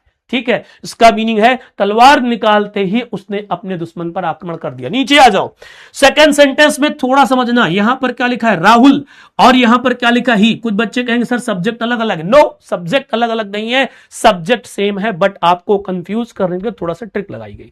पहले वाले सेंटेंस में सब्जेक्ट नाउन के फॉर्म में है और दूसरे वाले सेंटेंस में जो सब्जेक्ट है बच्चों प्रोनाउन के फॉर्म में। यह डिफरेंस है दोनों का, बाकी कोई डिफरेंस नहीं है। याद रखिए, हिंदी निकालेंगे, Rahul here the news, Rahul ने समाचार सुना। कोई ऐसा समाचार सुना, ही वेकअप, वो जग गया। तो समाचार सुनते ही जग जाएगा, हो सकता है कोई शॉकिंग न्यूज रही हो, तुरंत सुना तुरंत जग गया। पहले काम किसका होगा, समाचार सुनने का। तो सर जो काम पहले होगा उस वर्ब में आईएनजी लगाकर उसे प्रेजेंट पार्टिसिपल में चेंज करेंगे। आगे बढ़ेंगे, ऑब्जेक्ट चाहिए तो ऑब्जेक्ट बच्चों यहां पर क्या हो जाएगा, द, इसके ठीक बाद क्या हो जाएगा, न्यूज। दूसरा सेंटेंस स्टार्ट हो उससे पहले कॉमा लगता है, क्या लगता है बच्चों, कॉमा। अब ध्यान देना, राहुल और ही में सर हम ही को नहीं लेंगे, हम किसे चूज करेंगे, राहुल को। क्यों सर, अगर नाउन और प्रोनाउन दो हैं अपने पास ऑप्शन में तो नाउन को प्रायोरिटी देते हैं, नाउन पहले लिखा जाएगा, नाउन लिखेंगे नहीं। तो ये दूसरा क्वेश्चन एग्जाम का है। पहले क्वेश्चन में दोनों तरफ सब्जेक्ट सेम होंगे, दोनों का पार्ट्स ऑफ स्पीच भी सेम होगा, इधर भी प्रोनाउन इधर भी प्रोनाउन, इधर भी नाउन इधर भी नाउन। लेकिन दूसरा स्ट्रक्चर है, दूसरा टाइप का क्वेश्चन है, एक तरफ नाउन एक तरफ प्रोनाउन, तो आंसर में नाउन को रखेंगे, प्रोनाउन को उड़ा देंगे। ठीक है, तो हियरिंग द न्यूज कॉमा। अब यहां पर क्या लिखा जाएगा बच्चों, राहुल। आगे लिख देंगे बच्चों तो यहां पर क्या हो जाएगा, वेकअप। क्या हो जाएगा डियर, वेकअप। नेक्स्ट सेंटेंस, ही जंप्ड अप ही रैन अवे। ही जंप, वो कूदा, भाग गया। भैया कूदते ही भाग जाएगा, कूदते ही भाग जाएगा तो पहले क्या करेगा, कूदेगा तभी भागेगा। सर यहां पर प्रेजेंट पार्टिसिपल अपने पास क्या हो जाएगी, जंपिंग। क्या हो जाएगा बच्चों, जंपिंग अप, कूदते ही, कॉमा लगाइए, दोनों तरफ सर ही है, कोई दिक्कत नहीं, यहां पर ही। आगे जाएंगे तो यहां पर क्या जाएगा बेटा, रैन अवे। क्या जाएगा बच्चों, ran away, ran away, right answer jumping up comma he ran away, कूदते ही वो भाग गया। नेक्स्ट सेंटेंस है बच्चों यहां पर द पीपल, सेंटेंस का सब्जेक्ट अपने पास क्या है, द पीपल है, सेंटेंस का सब्जेक्ट यहां पर अपने पास क्या है, दे। सर दोनों सेंटेंसेस के सब्जेक्ट सेम है, डिफरेंस ये है केवल कि एक तरफ हमने नाउन का यूज किया है, दूसरी तरफ हमने प्रोनाउन का यूज किया है। द पीपल प्लोरल है, प्लोरल के लिए प्रोनाउन अपने पास क्या है, दे। कहता है द पीपल सा द फ्लेम्स, लोगों ने आग की लपटें देखी, लोगों ने आग की लपटें देखी। दे रैन टुवर्ड्स द बर्निंग हाउस, और वो जलते हुए घर की ओर भागे, वे जलते हुए घर की ओर भागे। अब आप बताओ, अगर आपके गांव में पड़ोस में कहीं आग लग जाती है तो आप वेट करते हैं, लाओ मम्मी डियो थोड़ा डालने, आग लग गई, जाना बुझाने, मम्मी थोड़ा कंघा दे दो, थोड़ा सा हीरो बन जाओ, मम्मी कोट मेरा कहां चला गया, ऐसा करके आप जाते हैं सच के शूज वूज पहन के, सॉक्स लेके? नहीं, जैसे ही आपको पता चलता है कि मेरे पड़ोस में आग लगी है, तुरंत आप स्पीड भागते हैं, अरे चलो भैया आग लग गई, आगे भागते जाओ, दौड़ जाते हैं। मतलब तुरंत लोगों ने देखा कि आग लगी और तुरंत भागे, किसकी ओर, जलते हुए घर की ओर। तो सर ये प्रेजेंट पार्टिसिपल है, क्या है, प्रेजेंट पार्टिसिपल। ये जानना जरूरी है क्योंकि पास्ट और परफेक्ट भी तो आएंगे। प्रेजेंट पार्टिसिपल कहां आएगा, दोनों सेंटेंसेस के सब्जेक्ट सेम होंगे, दोनों सेंटेंसेस की वर्ब्स अलग अलग होंगी, एक काम पूरा हो उसके तुरंत बाद दूसरा काम हो, या एक काम समाप्त ना हो उसके बीच से दूसरा काम स्टार्ट हो जाए, तो वहां पर हम किसका यूज करते हैं, प्रेजेंट पार्टिसिपल। अब बताओ इन दोनों में से कौन सा काम पहले होगा? बार बार जो मैं काम बोल रहा हूं उसका मतलब वर्ब से, देखने का काम पहले हुआ या जाने का काम पहले हुआ घर की ओर? भैया पहले देखोगे तब तो जाओगे। सर देखने का काम पहले हुआ, ठीक है सर, तो देखने के लिए लगाएंगे यहां पर सी, इसी में जोड़ दिया आईएनजी, सीइंग। व्हाट सीइंग, क्या सीइंग, क्या देख करके बच्चों? तो यहां पर क्या आ जाएगा बेटा, द के ठीक बाद हमने यहां पर क्या लिख दिया बच्चों, flames, seeing the flames comma. अब आप बताओ कि यहां पर ये नाउन है तो इसको रखूं या प्रोनाउन को रखूं? तो आप कहेंगे सर प्रोनाउन को गायब करिए, नाउन लाइए। बिल्कुल सही, तो नाउन लाएंगे बेटा जी, तो यहां पर क्या हो जाएगा, द पीपल। क्या हो जाएगा बच्चों, द पीपल, ठीक है। इसके ठीक बाद सर आगे पूरा सेंटेंस कॉपी कर दीजिए, without any tension towards the, आगे जाएंगे तो यहां पर क्या हो जाएगा बच्चों, बर्निंग, और यहां पर हम क्या लिख लेंगे बेटा, हाउस। बोलो सेट है कहानी या सार नो? समझ आया? बताओ फटाफट से, क्लियर है? इस तरह के सेंटेंसेस अगर आपको मिलेंगे तो आप बना लेंगे या सार नो? जल्दी बताओ फटाफट से, कितने बच्चों को समझ आ गया है, कितने बच्चों को ये रूल क्लियर है? ये सारे क्वेश्चन बच्चों बोर्ड एग्जाम के हैं, ये सारे क्वेश्चन किसके हैं, आपके बोर्ड एग्जाम के हैं। बताओ फटाफट से, कहानी क्लियर है या सार नो? वोट करें फटाफट से, क्लियर है? जल्दी से जल्दी, जल्दी से जल्दी, जल्दी जल्दी जल्दी, फटाफट फटाफट। इस तरह के सेंटेंस मिलेंगे तो रगदा उड़ाने का, क्या उड़ाने का गुरुजी? रगदा उड़ा देने का। बताओ जल्दी, क्लियर है? अभी अभी छुट्टी नहीं, अरे छुट्टी तुमको चाहिए, तुम ना पढ़ो बेटा, आराम से मौज करो। मैं इतनी दूर से छुट्टी नहीं थी, मैं आज क्लास लेने आया हूं और आप लोग चिल्ली चोरी कर रहे हैं यहां पर, हैं? चलो भाई बताओ फटाफट से। अब मैं आपको सेंटेंस दूंगा इसी तरह की, अब आपकी बारी है। अब मैं इसी तरह के आपको सेंटेंस दूंगा, अब आपकी बारी है। किसकी बारी है बेटा जी? आपकी बारी है, अब की आपकी बारी है, आपकी बारी है। चलो ये सेंटेंस आपके लिए बेटा, ये सेंटेंसेस किसके लिए हैं? आपके लिए है। पहला सेंटेंस, द थीप सा the police man he ran away, चोर को किसने, पुलिस को देखा किसने, चोर ने। चोर ने जैसे पुलिस को देखा भागेगा, रोकेगा, भाई चोर आया पुलिस पास, भाई साहब एक जरा एसन के खिलाएंगे क्या? नहीं कमला पसंद है, चलेगा, हाँ लाओ। इस तरह से करेगा बातचीत? नहीं बेटा, इस तरह से बातचीत नहीं करेगा, आराम से खड़ा नहीं होगा, उसको उड़ा दी तो भाग जाएगा। 92.56 बस। बाकी बच्चों क्यों नहीं बेटा जी? बाकी बच्चों को क्यों नहीं आया? गंदी बात है बेटा जी। ये और आए क्वेश्चन आगे, चलो बनाओ, चलो बनाओ बच्चों, क्वेश्चन आ गया। इसके बाद फिर और कोशिश करो, ये पोल पूरा 99 नहीं 100% आएगा, मुझको चाहिए 100% चाहिए गुरुजी। कितने परसेंट? 100। देखो ध्यान से, the thief saw the policeman, चोर ने पुलिस को देखा, ही रैन अवे, वो भाग गया। क्या ये रूल लगेगा इसमें? क्या इसमें रूल लगेगा बेटा? बताओ। अच्छा क्या इसमें रूल लगने वाला है प्रेजेंट पार्टिसिपल? यस सर, बिल्कुल लगेगा। तो पहले चोर ने पुलिस को देखा, तो पहले देखने का काम होगा, तो हम लोग यहां पर क्या लिखेंगे बच्चों? सीइंग। आगे जाएंगे, किसको देखा बच्चों वो लगा दीजिए, तो यहां पर क्या लिख दिया जाएगा बेटा? The policeman. Seeing the policeman, आगे क्या लगा देंगे, कॉमा। कॉमा के ठीक बाद बच्चों यहां पर क्या आ जाएगा, ही रैन अवे, ही रैन अवे। ठीक है, डन हो गया। Seeing the policeman he ran away, ये सारे सेंटेंसेस बोर्ड एग्जाम के सेंटेंसेस हैं, सुन लीजिए। ये सारे सेंटेंसेस किसके हैं, बोर्ड एग्जाम के हैं बच्चों। नेक्स्ट सेंटेंस आपका वेट कर रहा है, आई वॉज हंग्री। अब ध्यान समझना, आई वॉज हंग्री यहां पर लिखा है बच्चों। बट मुझे बताओ कि यहां पर जो ये वॉज वर्ब है, वॉज जो यहां पर ये वर्ब दी गई है दो, क्या ये हेल्पिंग वर्ब है या मेन वर्ब है, जल्दी बताओ। क्या ये हेल्पिंग वर्ब है या मेन वर्ब है, जल्दी बताओ। क्या ये हेल्पिंग वर्ब, मेन वर्ब, इधर भी सब्जेक्ट आई, इधर भी सब्जेक्ट आई, दोनों सेंटेंस की वर्ब अलग अलग हैं। अब मुझे बताओ कि वॉज ये यहां पर हेल्पिंग वर्ब है, मेन वर्ब, जल्दी बताओ। Was helping verb. जिन बच्चों को ये पता चल जाएगा कि हेल्पिंग वर्ब है, वो समझ जाएगा मेन वर्ब है। बताओ बेटा जी। Seeing the policeman, okay okay okay okay okay okay okay okay. Noun मैंने लिखा, समझ गए बच्चे इसका मतलब, यस सर जी, आ गया है समझ में, तभी तो भौकाल टाइट है। द थीप रैन अवे, ये होती है पढ़ने वाले बच्चों का भौकाल, ये होता है किसका, पढ़ने वाले बच्चों का कमाल। मेन वर्ब है ना ये बच्चों, यस। हेल्पिंग वर्ब कोई कह रहा है, गलत, गलत आंसर दे दिया आपने, गलत आंसर दे दिया बच्चों आपने। देखना यहां पर मैंने लिखा आई एम, अब यहां पर मैंने क्या लिखा, अ टीचर। समझना ध्यान से बेटा, आई एम अ टीचर, और मैंने यहां पर क्या लिखा, I am teaching, I am teaching, I am teaching English. ठीक है, here are two sentences, here are two sentences, let's see. Sir यहां पर अगर फर्स्ट सेंटेंस की बात करते हैं बच्चों, किसकी बात करते हैं, फर्स्ट सेंटेंस की, किसकी गुरुजी, फर्स्ट सेंटेंस की बात करते हैं, ध्यान से समझने का। क्या इसमें केवल एक ही वर्ब है, एम, इसके आगे कोई वर्ब ही नहीं है। जब ये सिंगल होगी तो मैंने कहा था ये किसकी तरह फंक्शन करेगी, मेन वर्ब की तरह। यहां पर अगर बच्चों हम देखते हैं तो वर्ब अपने पास एम, यहां पर वर्ब देखते हैं अपने पास teaching. Here are two verbs, here are two verbs. इस टीचिंग वर्ब की हेल्प कर रहा है, इस टीचिंग वर्ब की हेल्प कर रहा है, तो टीचिंग यहां पर मेन वर्ब है, और आई यहां पर क्या है बच्चों, हेल्पिंग वर्ब है। क्या है, हेल्पिंग वर्ब। समझ आ गया। तो पीछे मैंने बोला था आपको, क्या बोला था, जो बच्चे कहते सर जी ये क्या है, नहीं समझ आ जाए, अब आया ना। जब is are am was verb main verb के फॉर्म में हो तो इसका प्रेजेंट पार्टिसिपल बीइंग होता है। क्या होता है बच्चों, बीइंग होता है।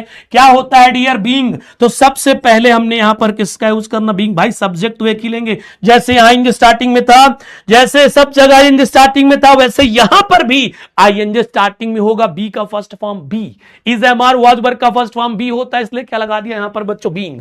आगे रीजन दिया, बीइंग हंग्री, भूखा होने के कारण, भूखे होने की वजह से। दोनों सब्जेक्ट में एक सब्जेक्ट चूज करेंगे तो यहां पर क्या हो जाएगा बच्चों, आई टुक my food, I took my food. चलो फटाफट से नीचे सेंटेंस का आंसर करते हैं। शी वॉज थर्स्टी, वो प्यासी थी। शी ड्रैंक वाटर, उसने पानी पी लिया। सर जी वॉज को टाटा बाय बाय करेंगे, और यहां क्या लगाएंगे बच्चों, बीइंग। आगे बढ़ चलते हैं बच्चों, तो यहां पर क्या जाएगा, थर्स्टी। क्या जाएगा, thirsty, being thirsty, comma. Next she drank water, she drank water, she drank water. बोलो समझ आया, बोलो समझ आया बीइंग वाला। हर हर महादेव एक बार बोलो बेटा जी। सी नहीं लगेगा बेटा, सी बीइंग थर्स्टी, सी ड्रिंक। ये कौन है, ये वही बच्चे हैं जिन्होंने मुझे स्टार्टिंग में सही से अच्छे से नहीं सुना है। जो अच्छे से सही से नहीं सुन सके स्टार्टिंग में, उन्हें नहीं आएगा। मैं फिर बोल रहा हूं, बुरा मान जाए मान जाने दो। मैंने कहा था कि भी सिंपल सेंटेंस बैंक, कितने सब्जेक्ट चाहिए, एक। कितने सब्जेक्ट चाहिए, एक। कितनी फाइनाइट चाहिए, एक। यहां पर क्वेश्चन में दो सब्जेक्ट दो फाइनाइट थी, आंसर में हमने एक सब्जेक्ट एक फाइनाइट कर दिया। अब देखना लास्ट वाला, देखो कहता है आई सा मैन, मैंने एक व्यक्ति देखा। ही वॉज ब्लाइंड, वो अंधा था। He was carrying a lamp in his hand. सुनो, अगर कभी कोई ऐसा सेंटेंस मिल जाए, अगर कभी कोई ऐसा सेंटेंस मिल जाए जैसे यहां पर आई सा मैन, मैंने एक व्यक्ति देखा, क्या इसका मीनिंग है बच्चों, मैंने एक व्यक्ति देखा। किसने, मैंने एक व्यक्ति देखा। तो ध्यान देना, ऑब्जेक्ट यहां पर क्या है, अ मैन। इसी के लिए यहां पर सब्जेक्ट क्या है, he was blind. He was blind, कौन ब्लाइंड था, जिसको मैंने देखा। तो इस ही को उड़ा दो, वॉज को उड़ा दो। ब्लाइंड कौन था, मैन। ये एडजेक्टिव हो गया, इसको नाउन के पहले रखेंगे। सर यहां पर तो पहले से ही हमें क्या नजर आया, आईएनजी फॉर्म। अगर कोई भी मेन वर्ब की आईएनजी फॉर्म दी हो पहले से किसी सेंटेंस में, पूरे सेंटेंस सिंथेसिस अगर आ जाए और आपसे सिंपल बनवाए, पहला सेंटेंस पास्ट इंडेफिनिट में हो, पास्ट में हो, और उसके आगे वाला सेंटेंस बच्चों किस में होगा, पास्ट कॉन्टिन्यूअस में। किस में होगा बच्चों, पास्ट कॉन्टिन्यूअस में होगा, आईएनजी। तो कुछ नहीं करना है, कुछ नहीं करना, एक सब्जेक्ट लेना है, आई ले लिया, वर्ब फाइनाइट सा ले लेंगे सर, वाज, बस पूरा उठाकर लिख देना है। कैसे, इस सेंटेंस को हम बनाएंगे, आई, इसके ठीक बाद सॉ। बच्चा कैसा व्यक्ति देखा था, अंधा, तो यहां पर क्या लिख देंगे बच्चों, अ ब्लाइंड मैन। क्या लिख दिया बच्चों, अ ब्लाइंड मैन। इसके बाद ये पूरा छाप दो, पूरा कॉपी कर दो, पूरा छाप दो बच्चों, तो यहां पर क्या हो जाएगा, carrying a lamp in his hand, in his hand. ठीक है, खत्म, सब सीधी होता है। दो सेंटेंसेस दिए हो, तीन सेंटेंसेस दिए हो, सिंपल बनवा रहा हो, दो में से कोई एक सेंटेंस ऐसा हो जो पास्ट कॉन्टिन्यूअस प्रेजेंट कॉन्टिन्यूअस से पहले से आए, helping verb plus ING form लेकर के आए, तो कुछ नहीं करना, एक सब्जेक्ट रोकना है, पास्ट इंडेफिनिट वाला सब्जेक्ट रोकना है, वही वर्ब रोकनी है, आगे जाना है, सब कट मारना है, आईएनजी उठाकर पूरा चिपका देना है। ऐसा blind man carrying a lamp in his hand. देखना, इस सेंटेंस को बनाओ, आप ही बनाएंगे, मैं कुछ नहीं जानता। इसी तरह का सेंटेंस है, बनाओ तो जाने, बनाओ तो जाने, बनाओ तो जाने, मजा आ गया सर जी, तो अभी कहां मजा आया। इसको बनाओ, देखो क्या कहता है, a funny fox saw some grapes, past indefinite हो गया, पास्ट इंडेफिनिट के बाद they were hanging from the vine. क्या बोला था, पास्ट कॉन्टिन्यूअस होगा आगे वाला, किसमें होगा, पास्ट कॉन्टिन्यूअस। सर एक सब्जेक्ट ले लिया, फनी फॉक्स, ठीक है, तो ये दे का काम उड़ गया, क्योंकि तो सर ये ऑब्जेक्ट का सब्जेक्ट था, सर ये वर्ब चली गई, बस समझ गए ना दोनों को। बिल्कुल आराम से बगल में बैठाल दो, बिल्कुल कैसे बच्चों, बगल में बैठाल दो, यहां पर बगल में बैठाल दीजिए, बिल्कुल बगल में बैठाल देंगे, आ जाएगा ये वाला। चलो चलो जल्दी बताओ बेटा, जल्दी बताओ बच्चों, यहां पर बगल में जल्दी बताइए कौन है, आकाश यादव, इसको जरा ब्लॉक करो, ये जो बातचीत करे इसको ब्लॉक करवाता हूं, रुक जाओ अभी, रुक जाओ अभी बताता हूं, रुक जाओ। चलो बता जल्दी से, बिल्कुल दोनों को जोड़ देना है। यहां पर क्या करना है सर जी, कुछ नहीं करना सर, लिख दिया मैंने यहां पर क्या बच्चों, अ फनी। क्या लिख दिया बेटा जी, यहां पर आप भी लिखेंगे अ फनी। आगे जाएंगे बच्चों तो यहां पर क्या आ जाएगा, फॉक्स, यहां पर सा, नेक्स्ट क्या हो जाएगा बच्चों, सम ग्रैप्स। क्या हो जाएगा, सम ग्रैप्स। आगे हमने इसको पार्टिसिपल बना दिया, तो यहां पर क्या हो जाएगा, hanging from the wine, hanging from the wine. ये ऑब्जेक्ट के लिए आती है, जब कोई पार्टिसिपल ऑब्जेक्ट को डिस्क्राइब करती है, ऑब्जेक्ट के बारे में आपको कोई जानकारी देती है, तो उसे ऑब्जेक्ट के बाद में ही लिखते हैं। इस सेंटेंस को क्या कहते हैं, बना लेंगे, वी सा मैनी डॉग्स। ये भी सर पास्ट इंडेफिनिट में है, सब्जेक्ट यहां पर क्या था, वी, लेकिन आपने देखा कि यहां पर ऑब्जेक्ट क्या है, मेनी डॉग्स। इसी ऑब्जेक्ट का आगे आपको सब्जेक्ट मिल गया, ये मिल गया सब्जेक्ट दे, क्या मिल गया, सब्जेक्ट आगे दे मिल गया, भाई many dogs plural subject they. Sir क्या इस सब्जेक्ट में आगे verb is am are was were है, क्या है वाज, क्या सर आगे आईएनजी फॉर्म है, हो गया काम, हो गया काम, दे टाटा वर्क टाटा मिला दू, we saw many dogs barking at the strangers. समझ आया बच्चा, अब बताओ क्लियर है कहानी, yes yes yes yes clear है, तो आगे वाला बनाओ। नेक्स्ट सेंटेंस बनाइए बेटा, सेम वही सेंटेंस। फिर मैंने कहा सर पहला सेंटेंस पास्ट इंडेफिनिट में दिया हो और उसमें जो ऑब्जेक्ट दिया हो वही दूसरे सेंटेंस में सब्जेक्ट हो, साथ ही दूसरा सेंटेंस पास्ट कॉन्टिन्यूअस में होगा, अर्थात वाज वर के साथ आईएनजी फॉर्म दी होगी। तो जो पास्ट कॉन्टिन्यूअस वाला सेंटेंस है उसका सब्जेक्ट वर्ब उड़ा दो और दोनों सेंटेंसेस को जोड़ दो, बन जाएगा आपका सिंपल। बहुत इजी होता है बेटा, क्या बन जाएगा आपका सिंपल। इस तरह आगे आ जाओ, इसको उड़ा लो भैया। आई सा सोहन, किसको देखा, सोहन, सोहन के लिए सब्जेक्ट क्या आया, ही, पास्ट कॉन्टिन्यूअस सर ही जाएगा, वाज जाएगा, उड़ा दो। आई सा सोहन अब्यूजिंग हिज फ्रेंड, आई सा सोहन अब्यूजिंग हिज फ्रेंड। जितने कहो उतने बनाते चले जाओ बच्चों, जितने कहो उतने बनते चले जाएंगे, कोई दिक्कत नहीं आएगी, बना लेंगे। अगला आ जाओ, इसको बनाओ, सब बोर्ड एग्जाम में आए, किसी ना किसी ईयर में आए। फिर कहता है आई सा मैन, मैंने एक व्यक्ति को देखा, मैंने एक व्यक्ति को देखा, मैंने एक व्यक्ति को देखा। यही व्यक्ति क्या बन गया, ही, पास्ट कॉन्टिन्यूअस सर जी ही जाएगा, वो आ जाएगा, दोनों को कनेक्ट कर दिया। आई सा मैन स्मोकिंग अ सिगरेट, आई सा a man smoking a cigarette. कौन कहता है कठिन है, डिफिकल्ट है सिंपल। बताओ मजा आ रहा है क्लास में कि नहीं, बताओ एक बार, क्लास में मजा आ रहा है कि नहीं? जल्दी बताओ फटाफट से, जल्दी बताओ बेटा, क्लास में आनंद आ रहा है? क्लास इजी लग रही कि नहीं? अब सिंथेसिस इजी लगी? सच बताना ईमानदारी से, इजी लग रही कि नहीं? बताओ जल्दी, सिंथेसिस इजी लग रही है कि नहीं? यस और no? Synthesis is easy, yes और नो? बताओ जल्दी से बेटा जी, सिंथेसिस इजी लग रही है कि नहीं? सिंथेसिस इजी लग रही है कि नहीं? मजा आ रहा है क्लास में? चलो, अब ये प्रेजेंट पार्टिसिपल अपना कंप्लीट हो गया। अब देखना पास्ट पार्टिसिपल भी उड़ाएंगे। क्या उड़ाएंगे dear? Past participle. When do we use past participle? हम पास्ट पार्टिसिपल का यूज कब करते हैं? पहले वोट बाद में पास्ट पार्टिसिपल, पहले वोट बाद में पास्ट पार्टिसिपल। हलवा लग रहा है कि नहीं? सच बताना ईमानदारी से। अभी तक आपको लग रहा है यार ये समझ नहीं आता है, कैसे सेंटेंस बनेंगे, कैसे बनेंगे सेंटेंस? बन रहे हैं ना? ये सब एग्जांपल नहीं है, प्रीवियस ईयर के क्वेश्चन है। सीट दूंगा बाद में इसके भी, ना बने क्वेश्चन तब बताना। सीट दूंगा इसकी भी, ना बने क्वेश्चन तो बताना बेटा, ना बने। 93.25 बस, 99 चाहिए इसके लिए। नेक्स्ट टाइम में क्या चाहिए? 99। आ जाओ आगे, आ जाओ आगे। कहता है बच्चों, जब फर्स्ट सेंटेंस का ऑब्जेक्ट दूसरे सेंटेंस का सब्जेक्ट हो and second sentence passive voice में हो, तो ऐसे सेंटेंस को पास्ट पार्टिसिपल से हम जोड़ सकते हैं। इट शोज फिनिश्ड और कंप्लीट एक्शन। पास्ट पार्टिसिपल एक ऐसे एक्शन को दिखाता है जो बिल्कुल फिनिश्ड है, जो बिल्कुल क्या है बच्चों? कंप्लीट हो जाता है। चलो अब इसको ध्यान से समझो, अब इसको ध्यान से समझो। आई फाउंड माई बुक, मुझे अपनी किताब मिल गई। इट वॉज लॉस्ट, ये खो गई थी। मैंने क्या कहा था आपसे? मैंने क्या बोला था बच्चों आपसे कि पहले सेंटेंस का जो ऑब्जेक्ट है वो दूसरे सेंटेंस में क्या होगा? सब्जेक्ट। सब्जेक्ट, माई बुक यहां पर ऑब्जेक्ट है, दूसरे सेंटेंस में सब्जेक्ट दिया इट। ये क्या था? नॉन लिविंग, इसलिए इट हटाओ, वाज हटाओ। अब इसको, जो ये लास्ट वर्ड है, इसको हम किस तरह यूज करते हैं सेंटेंस में? एडजेक्टिव की तरह। किसकी तरह यूज करेंगे? एडजेक्टिव तरह। अब आपसे मैं पूछूं कि एडजेक्टिव आप कहां लगाते हैं? नाउन से पहले या नाउन से बाद? तो आपका आंसर होगा सर नाउन से पहले। किससे पहले? नाउन से पहले। तो क्या हो जाएगा बच्चों? आई, यहां पर हम क्या लिख देंगे? Found my. आगे जाएंगे बेटा तो क्या हो जाएगा? Lost book. ये हो गया बेटा आपका आंसर। सेकंड आंसर बताओ। आई सा स्नैक, इट वॉज वुंडेड। बेटा जी, आई सा व्हाट? क्या देखा मैंने? स्नैक। ये आपका क्या हो गया बच्चों? ऑब्जेक्ट। यही ऑब्जेक्ट दूसरे में क्या बन गया? सब्जेक्ट। सर जी ये जाएगा, ये जाएगा। ये वुंडेड किसकी तरह यूज किया जाएगा? एडजेक्टिव की तरह यूज करेंगे सर, और इसे बना लेंगे पास्ट पार्टिसिपल। तो यहां पर क्या हो जाएगा बेटा? आई सा और आगे हमने यहां पर एडजेक्टिव लगाया वुंडेड। आगे जाएंगे तो यहां पर क्या हो जाएगा बच्चों? स्नैक, सांप। ठीक है, हो गया दन दनादन। आगे आ जाओ।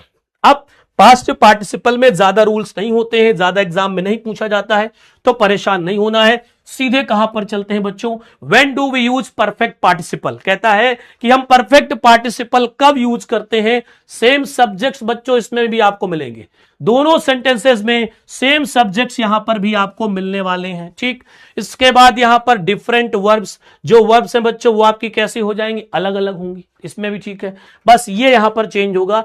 एक कार्य दूसरे कार्य से पहले पूरी तरह समाप्त हो चुका हो और दोनों कार्यों के बीच समय का स्पष्ट अंतराल हो। समझ गए बेटा? यहां पर कहता है कि एक काम पूरी तरह से कंप्लीट हो जाएगा, इसके बाद दूसरा काम स्टार्ट होगा, उसे हम क्या बोलते हैं? Perfect participle. ठीक है, तो ये ध्यान देना है। कहता है बच्चों, it denotes an action which was finished in the past. ये ऐसे एक्शन को बताता है, ऐसे काम को बताता है जो पास्ट में क्या हो चुका है बच्चों? कंप्लीट हो चुका है। देखते हैं, ये प्रेजेंट पार्टिसिपल से मिलता जुलता रहता है। किससे मिलता जुलता है बच्चों? प्रेजेंट पार्टिसिपल से। देखो 2018 ये वापस भी आते हैं सेंटेंस। ठीक है, देखता है। He went to the field, वो फील्ड पर गया। ही सा स्नैक, और उसने एक सांप देखा। तो सर हम यहां पर क्या करेंगे? पहले परफेक्ट पार्टिसिपल कैसे बनता है मैंने आपको पहले ही बता दिया था। हम लोग यहां पर क्या लिखेंगे बच्चों? हैविंग। क्या लिखेंगे बच्चों? हैविंग। हैविंग के ठीक बाद वर्ब का थर्ड फॉर्म, जो काम पहले होगा, पहले जाने का काम हुआ तो क्या हो जाएगा? Having gone to the field. क्या हो जाएगा बच्चों? Having gone to the field. Having gone to the field, comma, और आगे पूरा सेंटेंस हम लोग यहां पर क्या करेंगे बच्चों? लिख देंगे ही सा अ स्नैक। क्या लिख देंगे बच्चों? ही सा स्नैक। आप अगर चाहें तो इसे प्रेजेंट पार्टिसिपल में भी बना सकते हैं। किस पे बना सकते हैं बच्चों? प्रेजेंट पार्टिसिपल भी आप इसको बना सकते हैं। कैसे बना सकते हैं आपको पता है? अगर जाते ही तुरंत देख लेगा सांप तो प्रेजेंट पार्टिसिपल, थोड़ी देर बाद देखेगा तो क्या हो जाएगा बच्चों, past participle. Next, the worker finish their work then they left for home. Workers जो थे उन्होंने क्या किया, काम खत्म किया अपना, उसके बाद वो कहां गए, अपने घर गए। तो काम करने के बाद घर जाने के बीच में काफी क्या है, अंतराल है, ठीक है। तो सबसे पहले यहां पर बच्चों क्या आ जाएगा, हैविंग। क्या आ जाएगा डियर, हैविंग। वर्क की थर्ड फॉर्म चाहिए सर, तो हैविंग के ठीक बाद हमने यहां पर किसका यूज किया बच्चों, फिनिश्ड। तो क्या हो जाएगा, हैविंग फिनिश्ड। आगे जाएंगे बेटा तो यहां पर क्या हो जाएगा, their work, having finished their work, ठीक है बेटा।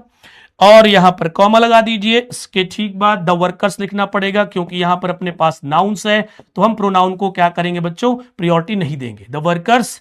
इसके ठीक बाद यहां पर क्या हो जाएगा, लेफ्ट फॉर होम, और लगा देंगे यहां पर full stop. Having finished their work comma the workers left for home. Video call नहीं होगी बेटा, डोंट वरी, ना तो वीडियो कॉल होगी ना ही छुट्टी होगी। जिनको छुट्टी चाहिए वो क्लास बीच में छोड़ करके आराम से जा सकते हैं। आपको नहीं देखना है क्लास, बाद में देख लीजिए, आप निकल लीजिए यहां से जो बच्चे पढ़ रहे हैं उनको पढ़ने दीजिए, ठीक है। जो बच्चे पढ़ रहे हैं उनको पढ़ने दीजिए। आपका मन नहीं लग रहा, आप जाइए, आपका जब मर्जी हो क्लास आपके पास रहेगी, आराम से आप खूब क्लास देखिएगा। Radha had completed her work, she went to market. ये बच्चों आप करिए इसको जरा, इसका सेंटेंस जरा बताइए क्या होगा बच्चों, फटाफट से।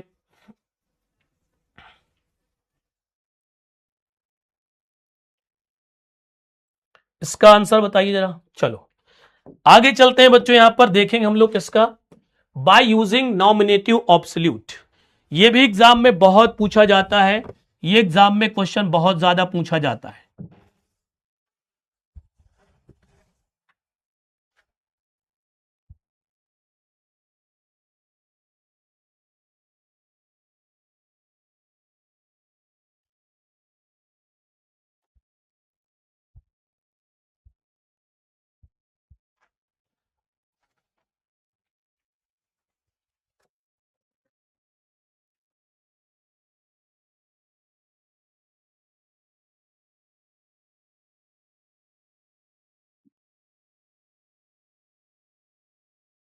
ठीक है बेटा, आइए आगे चलते हैं। कहां पर नॉमिनेटिव ऑब्सोल्यूट का यूज करेंगे, दोनों सेंटेंसेस के जो बच्चों सब्जेक्ट्स होंगे वो यहां पर अलग अलग होंगे। सबसे सिंपल होता है ये, दोनों सेंटेंसेस के सब्जेक्ट्स हमारे कैसे होंगे डियर, अलग अलग होंगे, ठीक है, सब्जेक्ट सेम नहीं होंगे। दोनों सेंटेंसेस में कारण, रीजन और परिणाम, रिजल्ट का संबंध होगा, याद रखना। दोनों सेंटेंसेस में रीजन दिया होगा और उसका क्या दिया होगा, साथ में रिजल्ट दिया होगा। और ये जो रीजन रिजल्ट होगा ये कैजुअल होगा, मतलब किसी के काम, किसी ने कोई काम किया उसका रिजल्ट स्वाभाविक ही ऐसा ही आएगा, मतलब उसको कोई कंट्रोल नहीं कर सकता। कैसे, जैसे मान लो कि आप लोगों की क्लास में कोई टीचर आते हैं तो आप लोग तुरंत खड़े हो जाते हैं, तो ये एक ऐसा क्या है बच्चों, कैजुअल रिलेशन है कि इसे कोई कहता नहीं, अपने आप ये काम हो जाता है। ऐसी स्थिति जब दो सेंटेंसेस के बीच देखी जाती है तो वहां पर हम नॉमिनेटिव ऑब्सोल्यूट यूज करते हैं। नॉमिनेटिव ऑब्सोल्यूट को सिंपल बनाने के लिए मैंने इसमें कई सारे रूल आपको बताए। जैसे पहला रूल मैंने आपको यहां पर बताया है कि जो बच्चों अपने पास सेंटेंस होंगे वो अलग अलग सब्जेक्ट के होंगे, और दोनों सेंटेंसेस किस में होंगी बच्चों, पास्ट इंडेफिनिट में होंगी। ये की पॉइंट आपको याद रखना है कि जो दोनों सेंटेंसेस हमारे होंगे वो किस में होंगे बच्चों, पास्ट इंडेफिनिट टेंस में होंगे।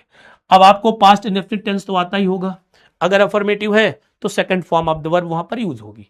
तो जब ऐसे सेंटेंस को हम बनाते हैं तो क्या करेंगे, पहले भाग वाला के जो सेंटेंस का सब्जेक्ट है ना, उसके बाद बच्चों क्या लगाना, हैविंग, प्लस पहले सेंटेंस की मेन वर्ब की कौन सी फॉर्म यूज करेंगे, थर्ड फॉर्म का यूज करना है। जैसे यहां पर देखा, द सनसेट, सर ये पास्ट इंडेफिनिट है। The stars came up in the sky, ये पास्ट इंडेफिनिट है।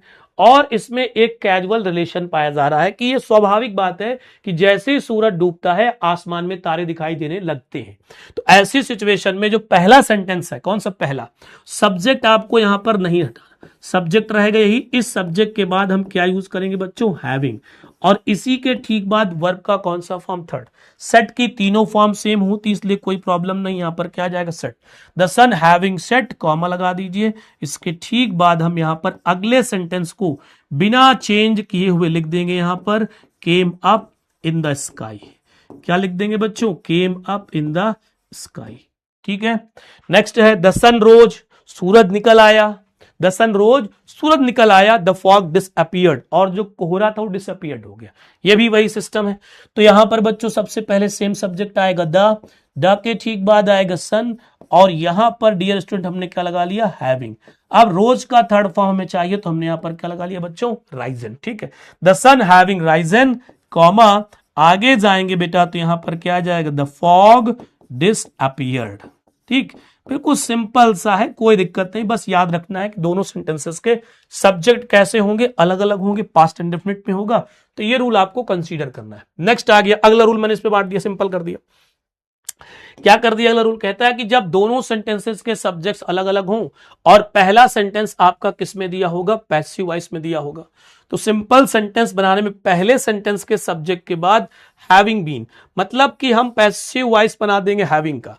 हैविंग का पैसिव वॉइस कैसे बनता है, बीन लगाकर, और वर्ब का कौन सा फॉर्म जोड़ देंगे, थर्ड फॉर्म। यहां पर दो एग्जांपल्स दिए, कहता है द वर्क वाज डन। आपको पता है कि किसी भी सेंटेंस में इज, एम, आर, वाज, वर दिया है और उसके बाद वर्ब की थर्ड फॉर्म दी है, तो वो सेंटेंस हमारा बच्चों किस में होता है, पैसिव वॉइस में होता है। तो ये सेंटेंस भी हमारा किस में है, पैसिव वॉइस में है। दोनों सेंटेंसेस के सब्जेक्ट अलग अलग हैं, कोई प्रॉब्लम नहीं सर। हम लोग यहां पर क्या लिखेंगे, द के ठीक बाद बच्चों हमने यहां पर क्या लिख दिया, वर्क। अब सर हम लगाएंगे पहला ही रूल हैविंग, लेकिन ये पैसिव में है, तो हैविंग का पैसिव किससे बनेगा, बीइंग से। ठीक है, the work having been, third form of the verb पहले ही लगा है, तो क्या आ जाएगा, डन। नेक्स्ट आगे लिख दीजिए same sentence, we went back home. We went back home, कुछ चीजें आपको याद करनी पड़ेंगी। नेक्स्ट है the bank was closed. Sir was के साथ third form of the verb मतलब पैसिव वॉइस है। इसके बाद I could not withdraw any money, same situation यहां पर है, तो यहां पर क्या करेंगे, द के ठीक बाद बच्चों हमने यहां पर क्या लिखा, बैंक, और बैंक के आगे बच्चों यहां पर क्या आ जाएगा, हैविंग बीन। क्या लगा लेंगे, हैविंग बीन, और यहां पर क्या हो जाएगा, closed. The bank having been closed, comma आगे जाएंगे तो सेम सेंटेंस रहेगा वही, I could not withdraw any money. ये हो गया आंसर।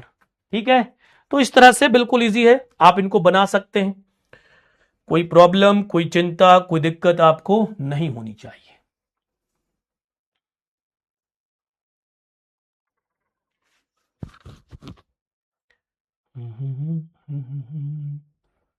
एक और इसका रूल है भी, उसको भी कंप्लीट करते हैं हम लोग।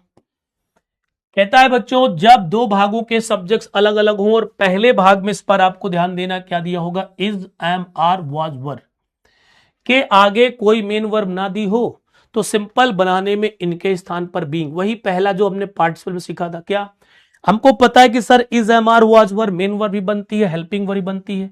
जब ये अकेले आएंगी तो ये मेन वर्ब बनेगी। जैसे आप यहां पर सेंटेंस में देख रहे हैं कि वाज अकेले, इसके साथ कोई दूसरी वर्ब नहीं है। यहां पर भी वाज अकेले है, इसके साथ कोई दूसरी वर्ब नहीं है। इसका मतलब इन दोनों सेंटेंसेस में जो वाज वर्ड है वो मेन वर्ब की तरह यूज हुआ है। किसकी तरह यूज हुआ है बच्चों, मेन वर्ब की तरह। तो कुछ नहीं करना है आपको, कुछ भी नहीं करना, जैसा लिखा लिखा रहेगा, बस इस वाज को हटाएंगे और इसको हम किस में चेंज कर देंगे बच्चों, बीइंग में, पूरे सेंटेंस को जोड़ देंगे। तो यहां पर क्या हो जाएगा, द के ठीक बाद बच्चों हम यहां पर क्या लिख लेंगे, वेदर, बीइंग, आगे जो भी लिखा लिख दीजिएगा बच्चों, स्टॉर्मी, सॉरी क्या लिख देंगे बच्चों हम लोग यहां पर, स्टॉर्मी, ध्यान देना, और यहां पर कॉमा, कॉमा के बाद दूसरा सेंटेंस एज लिख दिया जाएगा, द प्लेन गॉट लेट। ठीक है, यहां पर कुछ नहीं करना था, वॉज को रिमूव करना था, और यहां पर क्या लगाना था बच्चों, being, it being a holiday, यहां पर क्या हो जाएगा, comma, we did not go to school, ये बन जाएगा। क्लियर है बच्चों, कहानी यहां तक सेट है, आगे चलते हैं। ये देखिए, ये भी इंपॉर्टेंट है, ये भी एग्जाम में पूछा जाता है। ठीक है, ये एग्जाम में पूछा जाता है, इंपॉर्टेंट है। कहता है बाय यूजिंग नाउन और फ्रेज इन अपोजिशन। ठीक है, बाय यूजिंग नाउन या phrase in opposition. Opposition means होता है बच्चों प्लेसिंग नियर, वाक्य में सब्जेक्ट का परिचय, इंट्रोडक्शन, पद, पोस्ट बताने वाले नाउन या फ्रेज को सब्जेक्ट के आगे दो अल्प विराम में रखते हैं। जैसे यहां पर मैंने लिखा धोनी, अब मैं धोनी के बारे में बता रहा हूं, क्या, अ क्रिकेटर, धोनी एक क्या है बच्चों, क्रिकेटर हैं, और इन्हीं के बारे में लिख दिया इज वेरी जेंटल। तो ये जो फ्रेजेस आप देख रहे हैं यहां पर, ये किसके बारे में, धोनी के बारे में। तो केस इन अपोजिशन आपका अ क्रिकेटर है। ये यहां पर क्या है आपका केस इन एपोजिशन। ठीक है, क्यों है सर? क्योंकि इसको हमने दो अल्प विराम के बीच में रखा है, एक कॉमा इसके बीच में रखा है। यहां पर आगे चलते हैं बच्चों, तो यहां पर क्या मिलेगा आपको? द ताजमहल। ठीक है सर जी, इसकी ही मैंने यहां पर क्या बढ़ाई है? विशेषता। फ्रेज यूज की है इसको बताने के लिए, इसकी कुछ क्वालिटी है। A symbol of love, a symbol of love, इसके बाद फिर कॉमा लगा करके आगे इसको मैंने क्या किया है? कंप्लीट कर दिया है। Is in Agra. ठीक, तो ये आपका हो जाएगा यहां पर केस इन अपोजिशन। सेंटेंस कैसे बनेगा? सेंटेंस देखते हैं। कहता है Rana Pratap was a brave fighter, he was the king of Mewar. सबसे पहले मैं क्या करूंगा? ही को उड़ाऊंगा, वाज को उड़ा दूंगा। ठीक, क्योंकि एक सब्जेक्ट एक वर्ब मैंने यहां पर ले ली, इधर भी वाज था इधर भी वाज था, तो एक वाज आ गया, राणा प्रताप इधर आ गया। तो सबसे पहले हम यहां पर क्या लिखेंगे बच्चों? राणा। राणा के ठीक बाद बच्चों हमने यहां पर क्या लिख दिया? प्रताप, और यहां क्या लगा लिया? कॉमा। ठीक, राणा प्रताप कॉमा। आगे जाएंगे, जो लिखना हो लिख दीजिए बच्चों। आ के ठीक बाद ब्रेव, और यहां पर क्या लिख दिया बच्चों? फाइटर। ठीक है, फिर यहां पर कॉमा लगाइए। ठीक है, फिर यहां पर कॉमा। अब वर्ब बची थी तो क्या आ जाएगा? वॉज। अब जो बचा हुआ लगा दीजिएगा द, और आगे हम लोग यहां पर क्या लिखेंगे? King of Mewar. King of Mewar. William Shakespeare wrote Julius Caesar, he was a great dramatist. बेटा यहां पर विलियम शेक्सपियर के लिए ही आया, उड़ा दो, वाज उड़ा दो। ठीक है, तो विलियम शेक्सपियर लिखेंगे हम लोग। यहां पर क्या लिखेंगे बच्चों? विलियम। आगे जाएंगे तो यहां पर क्या लिखेंगे बेटा? शेक्सपियर। ठीक है, क्या लिख दिया? शेक्सपियर, कॉमा लगा दो। कॉमा लगाने के बाद बच्चों जो इनकी क्वालिटी हो, क्वालिटी क्या थी? अ ग्रेट ड्रामेटिस्ट। इनके बारे में तो बताया जा रहा है, तो यहां पर हो जाएगा अ ग्रेट ड्रामेटिस्ट। अब लगा दो कॉमा। अब इसके ठीक बाद यहां पर क्या लिख दिया जाएगा? रोट, और आगे जाएंगे तो यहां पर क्या हो जाएगा? Julius Caesar. ये वाला आप करिएगा जरा। Mahatma Gandhi was a great leader, he is called the father of nation. बन जाएगा, होमवर्क में करिए और इसको क्लास के बाद कमेंट करिएगा, देखता हूं कितने बच्चे इसको सही से कर पाते हैं। ठीक है,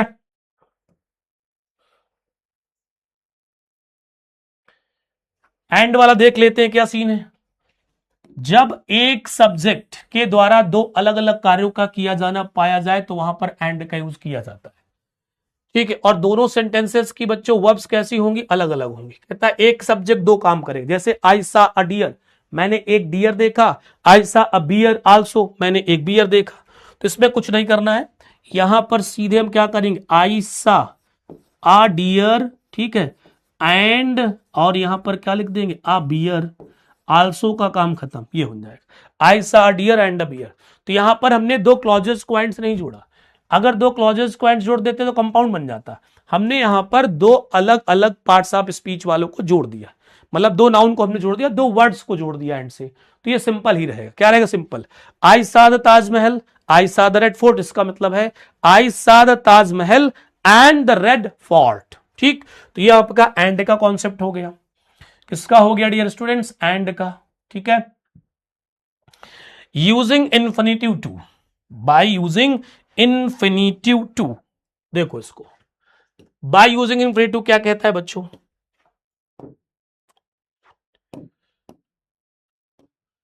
सेंटेंस में एक कार्य का उद्देश्य या परिणाम बताया गया हो। इन्फिनिटिव वर्ब यहां पर एडवर्ब की तरह काम करता है। जिस सेंटेंस में कार्य का उद्देश्य या परिणाम दिया गया उस कार्य की मुख्य क्रिया में थर्ड फर्स्ट फॉर्म में टू प्लस वर्ब का फर्स्ट फॉर्म को इन्फिनिटिव वर्ब बोलते हैं।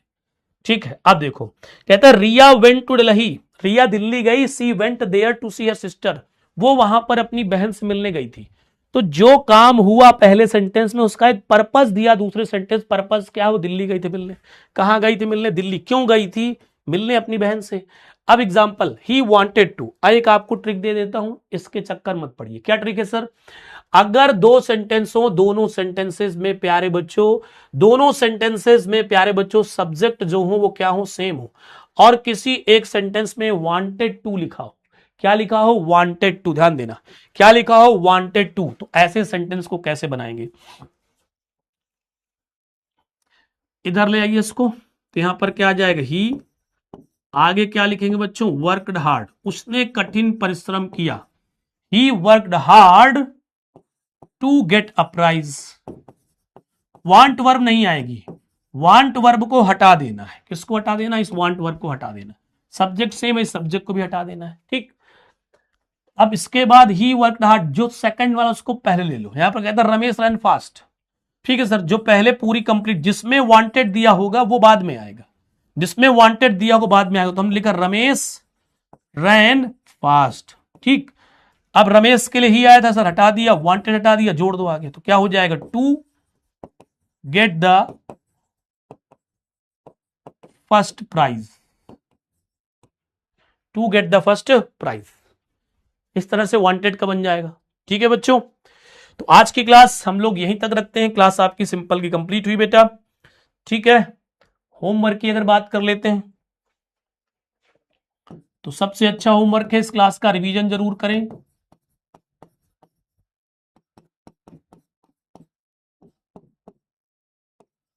Prepare your notes.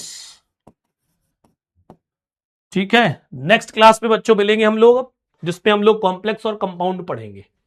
और जिस तरह से नरेशन की सीट मैंने आपको दी है, उसी तरह से जब ये पूरा टॉपिक हमारा कंप्लीट हो जाएगा तो मैं टॉप 50 या टॉप 30 जो पीवाईक्यूज बनेंगे, 30 मान लो 30 सिंपल कॉम्प्लेक्स कंपाउंड, टॉप 30 जो कई बार रिपीटेड होंगे, वो सीट आपको दूंगा। उसको आपको सॉल्व करना है, फिर उसके आंसर भी हम लोग यहां पर देखेंगे। ठीक है बच्चों, कैसी लगी क्लास जरूर बताइएगा, सारे बच्चे जरूर बताएंगे।